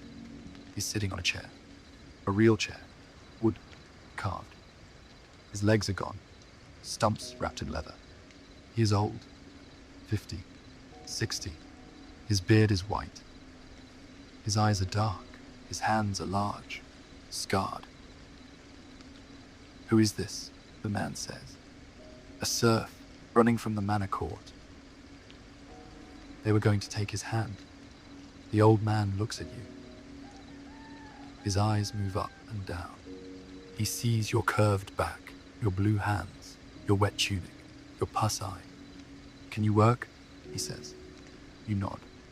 "Can you fight?" You shake your head. "Can you learn?" You nod. The old man looks at the stranger. The stranger shrugs.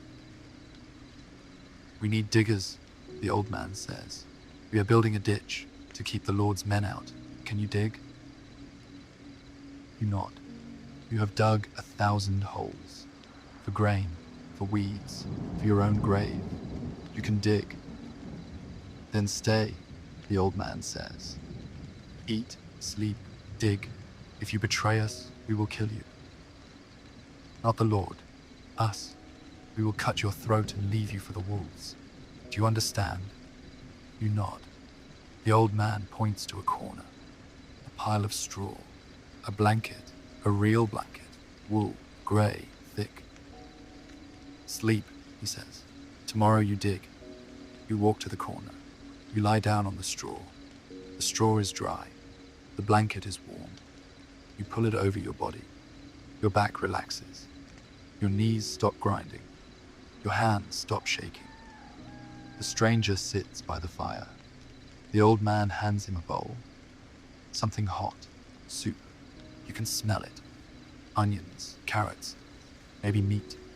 Your stomach cramps. You close your eyes. You sleep. You wake up to the smell of soup. Your eyes open. The hut is warm. The fire is burning. The old man is sitting in his chair. He is carving something. A piece of wood. A spoon. He looks at you. "You slept for a day," he says. "A day. You slept for a whole day. You cannot remember the last time you slept for a whole day. You cannot remember the last time you slept at all." You sit up. Your back hurts less. The straw is soft. The blanket is warm. Your hands are still blue, but less blue. "Eat," the old man says. He points to a bowl on the floor. The bowl is wooden. The soup is cold. But soup, real soup. You pick up the bowl. You drink. The soup is thin, watery, but it has taste. Onion, salt, something green. You drink it all. You lick the bowl. The old man watches you. He does not smile. He does not frown. He watches. "The stranger is gone," he says. "He brought you here. Now he is gone. He brings many runaways. Some stay, some leave, some die." You look at the door. The door is closed. The stranger is gone. You do not know his name. You never ask. "Today you dig," the old man says. "There is a spade outside. The ditch is at the edge of the clearing. Dig until you cannot dig anymore. Then dig more." You stand up. Your body protests, but less than yesterday. The soup helped. The sleep helped. The warmth helped.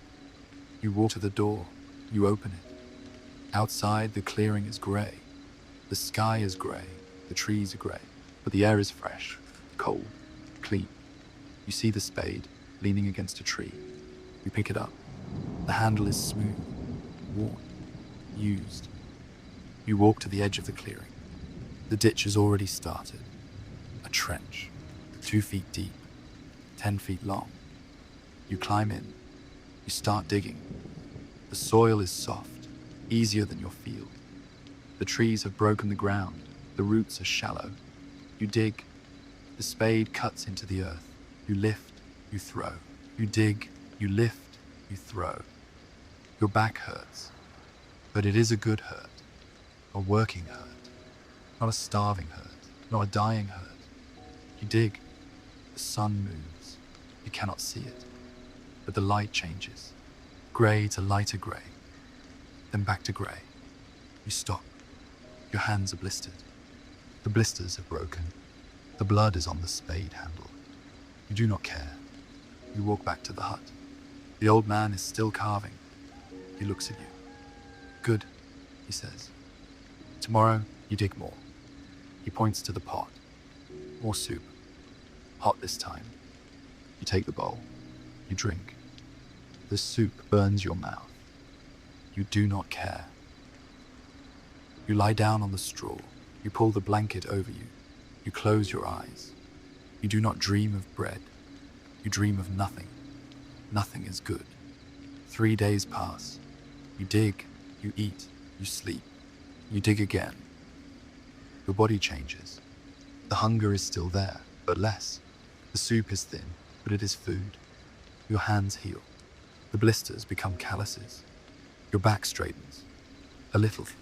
Not much, but a little. The old man talks to you. He tells you about the war, about France, about the arrow that took his legs, about the Lord who left him to die, about the woods that saved him. The woods do not care about lords, he says. The woods do not care about kings. The woods care about roots and rain and rot. If you can live with rot, you can live in the woods. You learn to set snares. You learn to find mushrooms. You learn to tell which berries will kill you and which will only make you sick. You learn to move without sound, to hide without moving, to disappear. You are already good at disappearing. On the 4th day, you hear horses. The old man hears them too. His eyes go dark. His hands go still. Lord's men, he says. They come every month, looking for runaways, looking for the hut. You look at the door. The spade is outside. The ditch is half dug. Hide, the old man says, in the ditch. Cover yourself with leaves. Do not move. Do not breathe. They will leave. You run to the ditch. You climb in. You pull leaves over your body. The leaves are wet, cold. You lie still. The horses get closer. You hear the hooves, the jingle of metal, voices, men laughing. They stop at the edge of the clearing. You hold your breath. We should burn it, a voice says. The hut, burn it to the ground.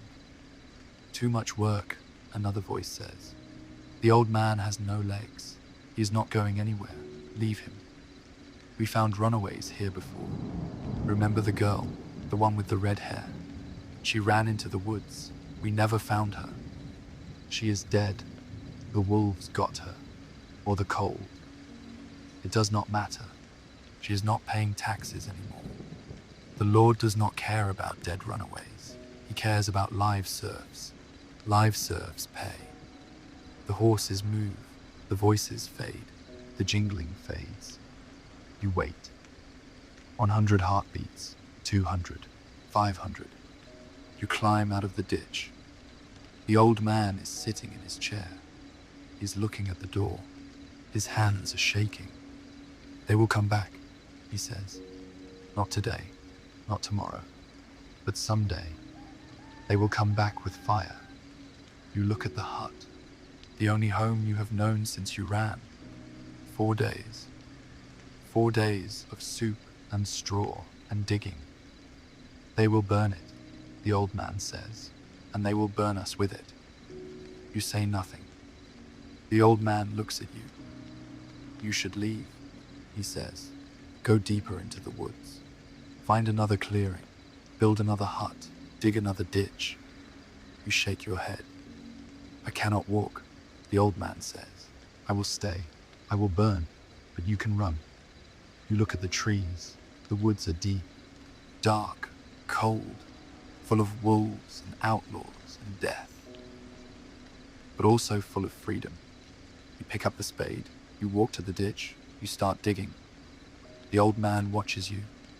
You dig until dark. That night, you dream of the manor court. You are standing in a hall.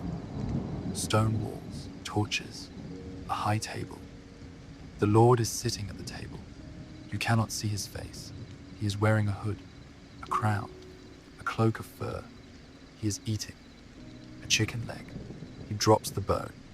The bone hits the stone floor. The sound is loud. The reeve is there. He is holding your hand, your left hand. He is holding it up, showing it to the Lord. This is the hand, the reeve says. The hand that hid the grain, the hand that stole from you, my Lord. The Lord looks at your hand. He nods. Take it, the Lord says. The reeve pulls out a knife. The knife is black, rusted. The edge is dull. He puts the blade to your wrist. You wake up. The hut is dark. The fire has died. The old man is snoring. The blanket is warm. You're sweating. You touch your wrist. Your hand is still there. Both hands, still there. You lie back down. You close your eyes. You do not sleep again. You wait for dawn. Dawn comes, grey, cold, wet. You dig. You dig for 2 more weeks. The ditch grows, 3 feet deep, 4 feet, 5. The walls are straight, the bottom is flat. You learn to use the spade like a tool, not a weapon. The spade is an extension of your arms. Your arms are an extension of your back. Your back is an extension of the earth. The old man watches you from his chair. He carves spoons. He gives them to you. You stack them in the corner. You have 12 spoons. You have never owned 12 of anything. On the 15th day, the old man says your name, not your real name. He does not know your real name. You did not tell him. Names are dangerous. Names are hooks. The Lord uses names to find you. He calls you digger. Digger, he says. Stop digging. Sit. Eat. You climb out of the ditch. Your legs are stronger. Your back is straighter. You are still thin, still hungry, but less. The soup is thin, but regular. The old man has a store of dried peas and onions. He shares them. He asks for nothing in return. You sit on the ground. You take the bowl. The soup is hot. You drink. You have not told me about your life, the old man says. You say nothing. Before the woods, before the manor, before the hand, you look into the soup. The peas float. The onions are soft. There is nothing to tell, you say. Everyone has something. You put the bowl down. You stare at the fire. The flames are low. Orange, blue at the edges. I remember a feast, you say. The old man waits. Harvest home. You were 50. The harvest was good, not great. Good. Enough grain to last until spring. Enough to pay the tithes. Enough to keep the hunger small. The whole village gathered in the Lord's barn. The barn was huge. Wooden beams. A thatched roof so high you could not see the top. Torches on the walls. A fire pit in the center. A pig roasting on a spit. You had never seen a whole pig. You had seen pieces. A tail. An ear. A trotter. Never the whole animal. The pig was brown, crackling. Fat dripping into the fire. The smell was everywhere. In your nose, in your mouth, in your clothes. You stood with the other peasants. Your father was next to you. Your mother was next to him. Your siblings were dead. All except one. A sister. She was 8. She was standing on your other side. She was holding your hand. Her name was Ela. She had red hair, freckles. She laughed at everything. She laughed at the rain. She laughed at the mud. She laughed at the priest. She was the only good thing in your life. The Lord stood at the head of the barn. He was wearing a fur cloak. His face was red from ale. He raised a cup. Harvest home, he said. Eat, drink, be grateful. The peasants rushed the food. You rushed too. You grabbed a piece of bread, a hunk of cheese, a handful of roasted turnips. You gave half to Ayla. She ate without chewing. She was 9. She was hungry. She was always hungry. You ate. The bread was fresh, the cheese was soft, the turnips were sweet. You closed your eyes, you chewed slowly. You tried to remember every bite. Then the ale came. Barrels of ale, the Lord's ale, strong, dark. The peasants drank. Your father drank. Your mother drank. You drank. Ella drank. The barn grew loud, singing, shouting, laughing. A man climbed onto a table. He danced. His feet were bare. His legs were thin. He fell off the table. Everyone laughed. You laughed too. You could not remember the last time you laughed. You laughed until your stomach hurt. The ale was warm in your belly. The fire was warm on your face.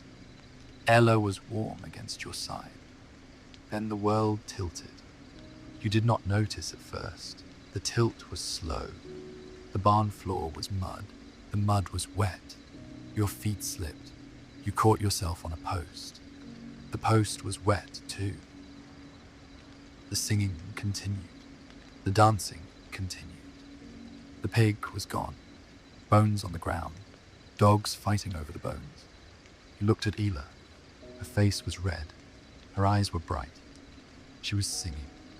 She did not know the words. She was making them up. Ella, you said, we should go home.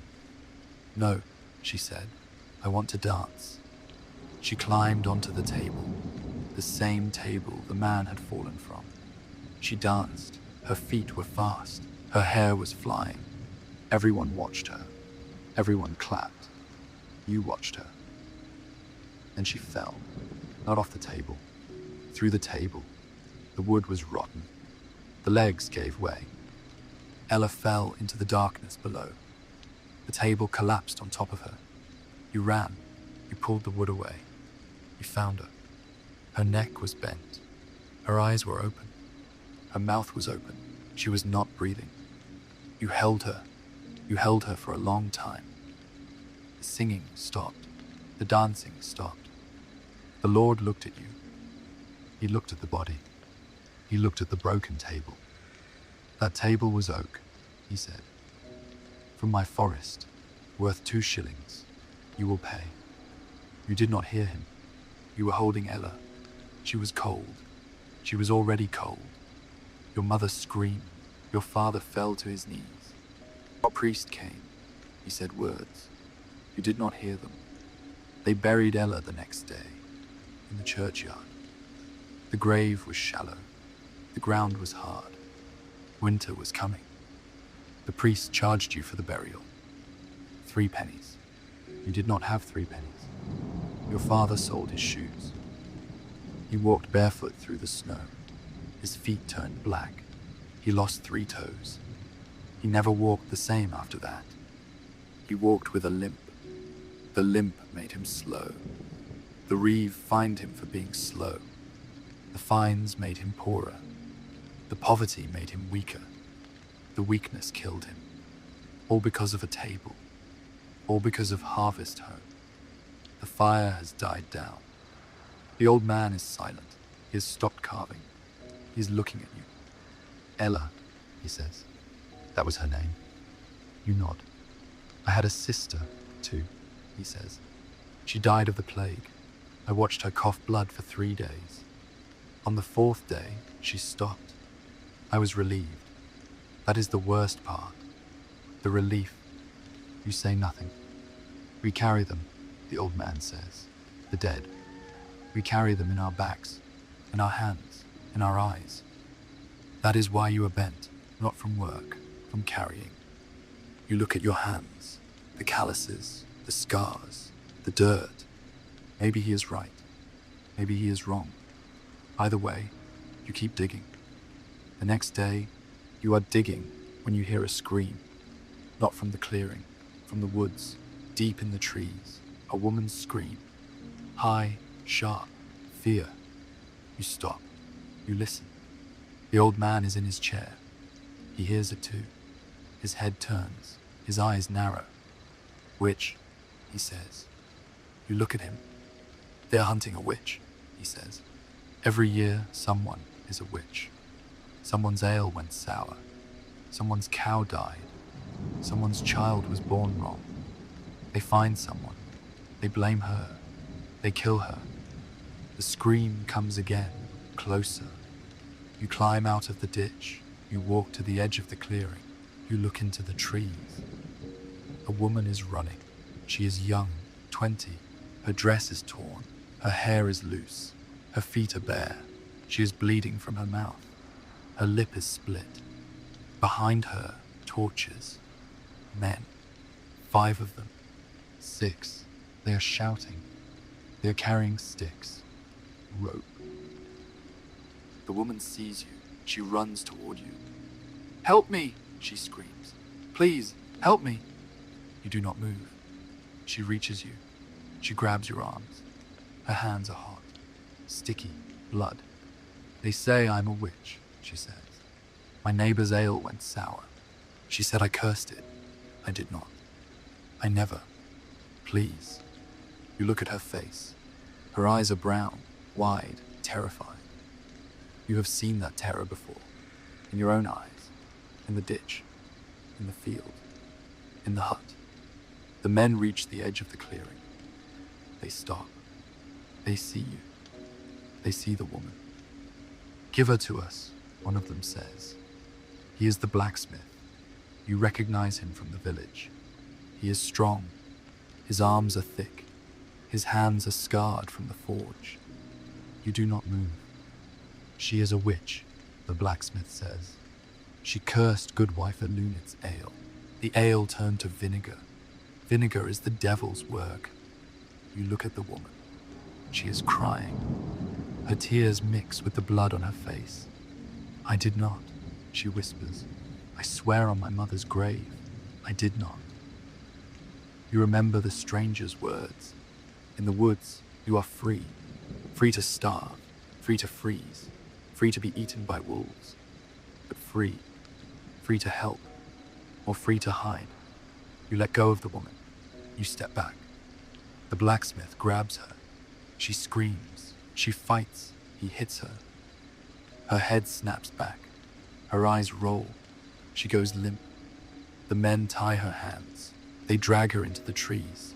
The torches disappear. The screams fade. The old man is watching you. "You could have stopped them," he says. You shake your head. You could have tried. You look at the ground. The woman's blood is on your hands, red on brown. You wipe it on your tunic. "She would have died anyway," you say. "If I had fought, we would both be dead. Now only she is dead." The old man says nothing. He picks up his spoon. He starts carving. You go back to the ditch. You pick up the spade. You dig. The sound of the spade is loud. The sound of the dirt is loud. The sound of your breathing is loud. But underneath all of that, you hear the woman scream. You will always hear it. That night, you cannot sleep. You lie on the straw. The blanket is warm. The old man is snoring. The fire is low, but you cannot sleep. Every time you close your eyes, you see the woman. Her brown eyes, her split lip, her hands tied. You open your eyes. The hut is dark. The walls are logs. The ceiling is thatch. The same thatch as your old hut. The same darkness, the same rats. You sit up. You walk to the door. You push it open. The clearing is dark. The moon is hidden. The stars are out. Thousands of them. Cold. Distant. You walk to the ditch. The ditch is 5 feet deep now. Almost finished. One more week of digging. You hear something. A howl. Low. Long. Far away. A wolf. You have heard wolves before. In the village, they stayed in the woods. They came close in winter, when they were hungry, when the deer were scarce. This howl is close. Closer than you want. Another howl. Closer. Another. Closer still. A pack. You run to the hut. You slam the door. You push the bar across. The bar is a piece of wood. Thick, heavy. You put it in the brackets. The door is sealed. The old man wakes up, his eyes open. "Wolves," he says. You nod. He reaches under his chair. He pulls out a knife, long, rusted, sharp. "Take it," he says. You take the knife. The handle is bone, worn smooth. The blade is cold. The howls come again, closer now. You can hear them moving through the trees, leaves rustling, twigs snapping. The old man reaches under his chair again. He pulls out a second knife, smaller. He holds it in his lap. "They will test the door," he says. "They will scratch. They will push. They will wait. If the door holds, they will leave. If the door fails, we fight." You stand by the door, the knife in your hand. Your hand is shaking. You cannot stop it. The wolves arrive. You hear them outside. Paws on the ground, breathing, sniffing. They can smell you. They can smell the old man. They can smell the soup. One of them scratches the door. The sound is loud. Wood against claw. Scratch, scratch, scratch. You do not move. Another wolf pushes against the door. The bar holds. The door creaks. The brackets groan. You hold the knife tighter. The old man is whispering. You cannot hear the words. He is praying or cursing. You cannot tell. The scratching stops. The pushing stops. Silence. You wait. A howl. Close. Right outside the door. So loud you feel it in your chest. Then another howl. Farther. Then another. Farther still. They're leaving. The sounds fade. The leaves stop rustling. The breathing stops. The wolves are gone. You stand by the door for a long time. The knife in your hand. The bar across the door. The old man watching you. Finally, you lower the knife. You sit on the floor. Your back against the door. Your legs are shaking. Your hands are shaking. Your whole body is shaking. The old man puts his knife away. "They will be back," he says. "Wolves remember. They know there is food here. They will come again. Next week, next month, next winter." You say nothing. "You should build a fire," he says. "A big fire. Wolves hate fire. Keep it burning all night." You look at the hearth. The fire is low. Embers. You crawl to the woodpile. You add sticks. You add logs. You blow on the embers. The flames grow. The hut warms. You sit by the fire. You watch the flames. The wolves are gone, but the fear is still here. The fear is in your chest, in your throat, in your hands. You will not sleep tonight. You do not sleep. You watch the fire until dawn. Dawn comes, grey, cold, wet. You're still sitting by the fire. The fire has burned down. Embers again. You add more wood. The flames grow. The hut warms. The old man is asleep. His knife is on the floor next to his chair. You pick it up. You put it on his lap. He will wake up and find it. He will know you did not run. You stand up. Your legs are stiff. Your back hurts. Your hands are sore from gripping the knife. You walk to the door. You lift the bar. You push the door open. The clearing is empty. No wolves. No tracks. No blood. Just leaves. Just mud.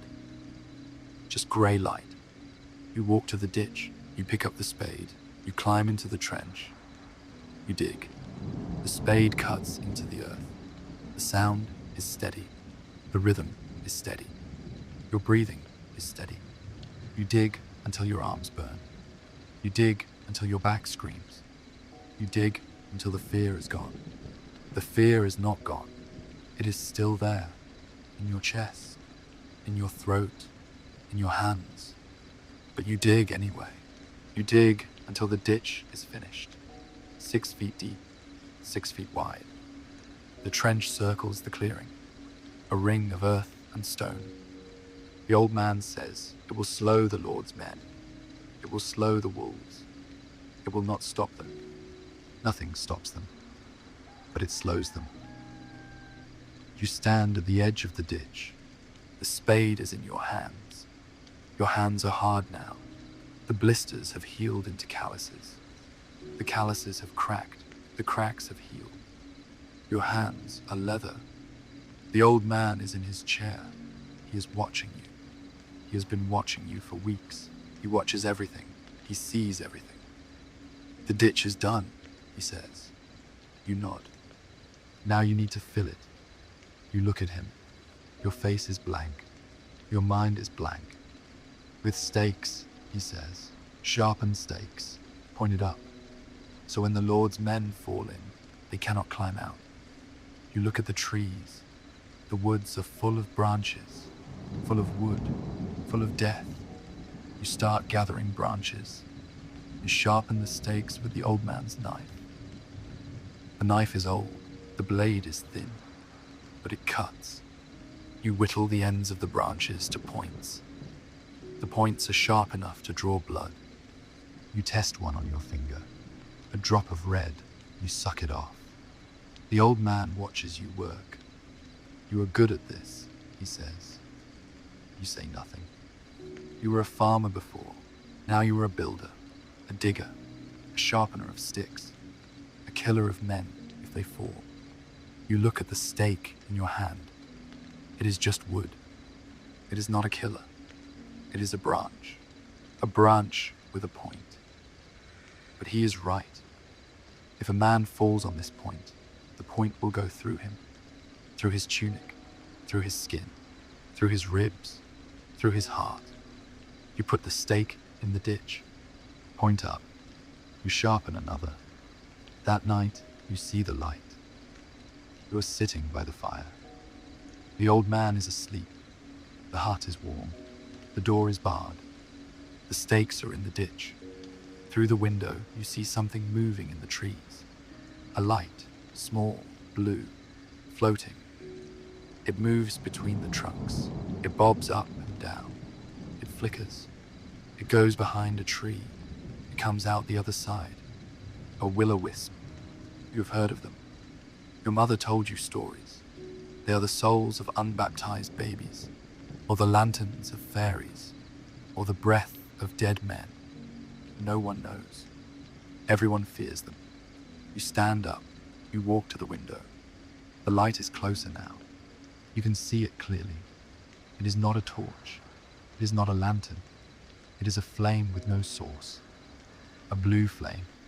Cold. Hungry. You should not follow it. Everyone knows you should not follow it. The light leads you into bogs, into rivers, into cliffs. It leads you to your death. You open the door. The cold air hits your face. The light is 20 feet away, floating above the ditch, above the stakes. You step outside. The light moves. It floats toward the trees. It stops. It waits. You take a step. The light moves again, deeper into the woods. You follow. The trees close around you. The light is ahead, always ahead, never closer, never farther. Just there, waiting. You walk for a long time.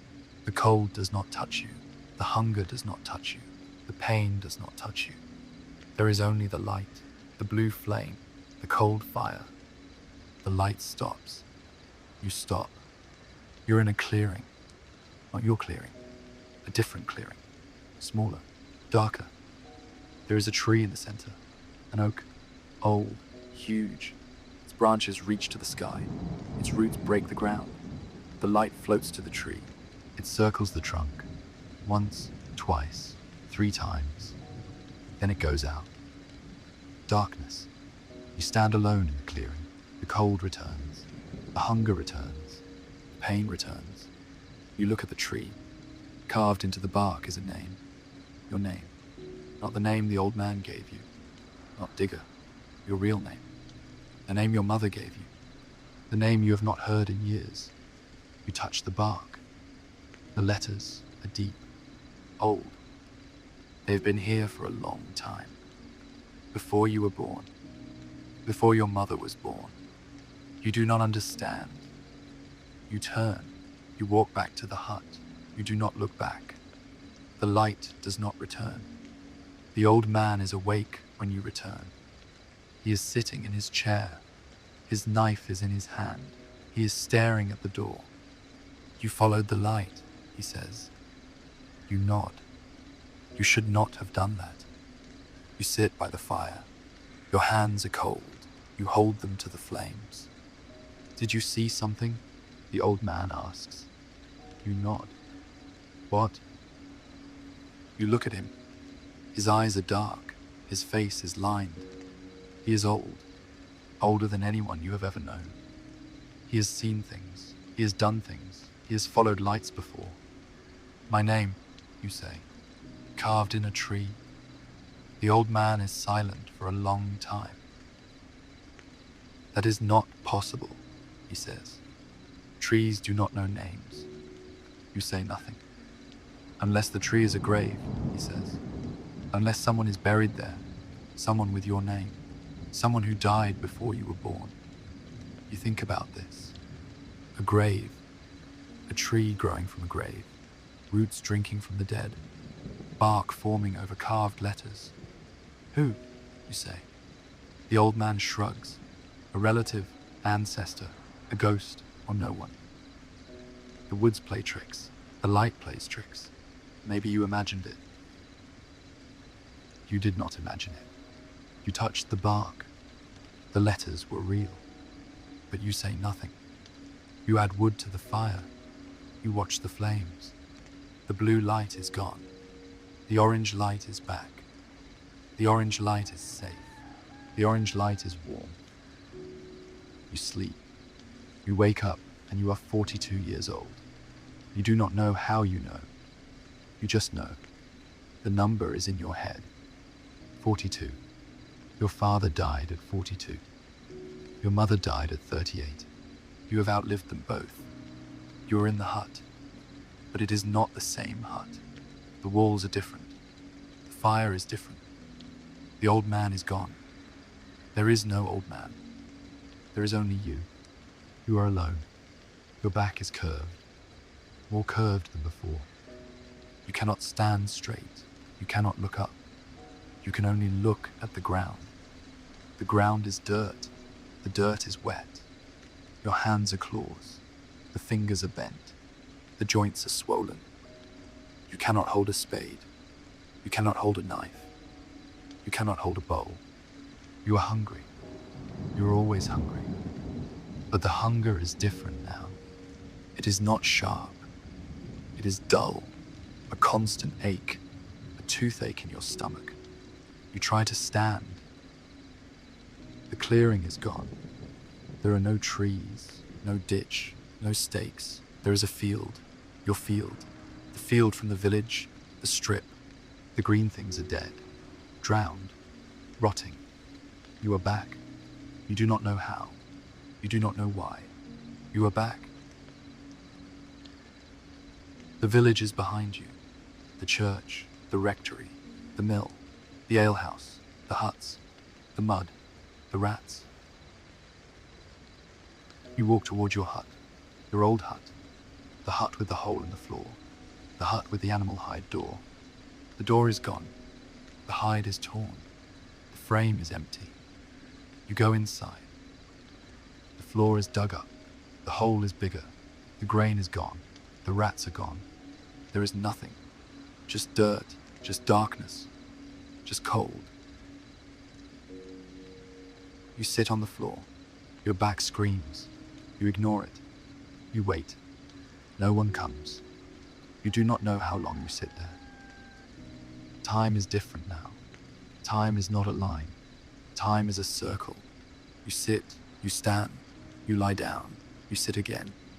The light through the thatch holes changes. Grey to darker grey to black, black to grey. Days, weeks, months, you cannot tell.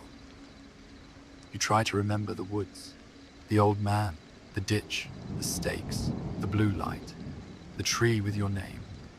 The memories are fading. They are like the light through the thatch, grey, dim, disappearing. You try to hold on. You close your eyes. You picture the old man's face. His dark eyes, his grey beard, his scarred hands. The face blurs. The eyes become holes.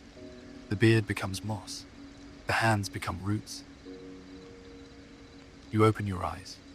You're in the hut, the empty hut, the cold hut, the hut with no door. You stand up.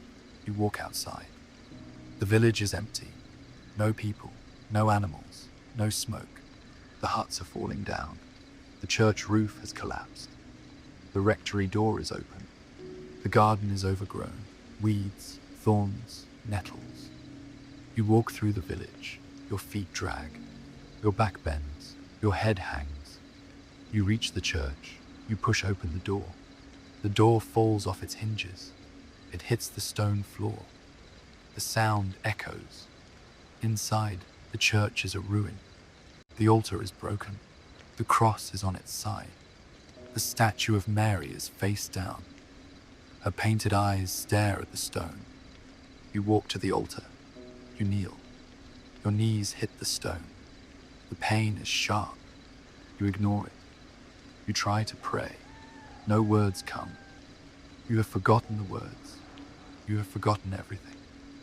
You stay on your knees. The wind blows through the broken roof. The wind is cold. The wind carries the smell of rain. The rain will come. The rain will drown the ruins. The rain will wash everything away. You stand up. You walk out of the church. You walk to the edge of the village, to the road that leads to the manor, the road that leads to the woods, the road that leads anywhere. You stand on the road. Your feet are bare. Your shoes are gone. You lost them, or someone took them. You do not remember. You look to the left, the manor, 2 miles. You look to the right, the woods, 10 feet. You cannot walk to the manor. Your legs will not carry you. You cannot walk to the woods. Your legs will not carry you anywhere. You sit down in the middle of the road. The mud is cold. The mud is wet. The mud is soft. You lie down. You look at the sky. The sky is grey. The clouds are low. The clouds are moving. They are moving south, toward the king's fields, toward the Lord's fields, away from you. The rain will miss you. You close your eyes. You wake up to a dog licking your face. You open your eyes. The dog is brown, thin, ribs showing. Its tail is between its legs. It is hungry. It is looking at you like you are food. You push the dog away. It whines. It backs up. It watches you. You sit up. Your body is stiff. Your joints are locked. Your back is a question mark. You are still in the road. The mud has dried on your face. Your tunic is stiff with dirt. Your hair is matted. Your beard is long. You do not remember growing a beard. The dog whines again. It takes a step toward you. Its nose twitches. It smells something. Blood. You look at your hands. They are bleeding, not from a wound, from the cold. The skin has cracked. The cracks are deep. You can see the meat inside. The dog licks its lips. You stand up. Your knees pop. Your hips crack. Your spine grinds. You walk away from the dog, away from the village, away from everything. You walk toward the woods. The trees are close. 10 feet, 5 feet, 1 foot. You step off the road. Your foot lands on the grass. The grass is wet. The grass is cold. You walk into the trees. The woods are dark. The branches are bare. The leaves are gone. The ground is soft. Moss, rot, decay. You walk. You do not know where you are going. You do not know why. You just walk. The trees get thicker. The light gets dimmer. The air gets colder. You stop. You're in a clearing. A small clearing. A tree in the center. An oak. Old. Huge. The tree with your name. You walk to the tree. You You touch the bark. The letters are still there. Your name, carved deep, filled with moss. You sit at the base of the tree, your back against the trunk. The bark is rough. It presses into your curved spine. You close your eyes. The woods are quiet. No birds, no wind, no wolves, just silence. You wait. You do not know how long you sit there. Time is gone. There is no time. There is only the tree, the bark, the roots, the name. You think about your life, the field, the reeve, the priest, the miller, the lord, the hut, the hunger, the cold, the pain. You think about your mother, her hand in yours, her blood on the straw, her eyes closing. You think about your father, his frozen body by the pigsty, his smile, his missing toes. You think about Ella, her red hair, her freckles, her laugh, her neck bent, her eyes open. You think about Piers, his back open, his blood on the bark, his wife alone. You think about Edith, her grey face, her swollen belly, her empty hands. You think about the woman, the witch, her brown eyes, her split lip, her hands tied. You think about the old man, his dark eyes, his scarred hands, his missing legs, his knife. You think about the light, the blue flame, the cold fire, the floating wisp. You think about the ditch, the stakes, the spade, the calluses, the blisters, the blood. You think about the bread, the warm bread, the soggy bread, the half piece, the last piece. You think about the hunger, the constant hunger, the ache, the gnaw, the emptiness. You open your eyes. The clearing is dark. The sun has set. The stars are out. The tree is black against the sky. You hear something. Footsteps. You turn your head. Your neck cracks. A figure is standing at the edge of the clearing. A hood, a cloak, a staff. A stranger. He walks toward you. His staff taps the ground. Tap, tap, tap. Sound is soft, absorbed by the moss. He stops in front of you. He pushes back his hood. His face is older. More lines, more grey, but the same eyes. Pale blue, ice water, winter sky. You came back, he says. You nod. The old man is dead, he says. The Lord's men found the hut. They burned it. He did not run. He could not run. He sat in his chair. He held his knife. They burned him with it. You say nothing. The woods are empty now. The runaways are gone. Scattered. Dead. Caught. The Lord's men patrol every day. They are looking for you. You look at your hands, the claws, the cracks, the blood. They will find you, the stranger says. They always find you. You can run. You can hide. You can dig ditches and sharpen stakes. But they will find you. The Lord owns the woods. The Lord owns the trees. The Lord owns the air you breathe. You look up at him. Then what is the point, you say? Your voice is a whisper, a croak. You have not spoken in so long. The stranger looks at you. His blue eyes are cold, but not cruel, just tired. There is no point, he says. There is only the next breath, the next step, the next day. You survive because survival is the only thing you know. You survive because dying is harder. He kneels down. He puts his hand on your shoulder. His hand is warm. Warmer than anything you have felt in a long time. I'm going to the coast, he says. Ships to other lands, other lords, other finds, other hungers. But different. Sometimes different is enough. He stands up. Come with me. You look at the tree. Your name carved in the bark. Your name that was there before you were born. Your name that will be there after you die. You look at the stranger. His pale eyes, his grey beard, his outstretched hand. You take his hand. He pulls you to your feet. Your body screams, your knees buckle. He holds you up. Walk, he says. You walk. The two of you walk through the dark woods. The trees are black, the ground is soft, the stars are cold.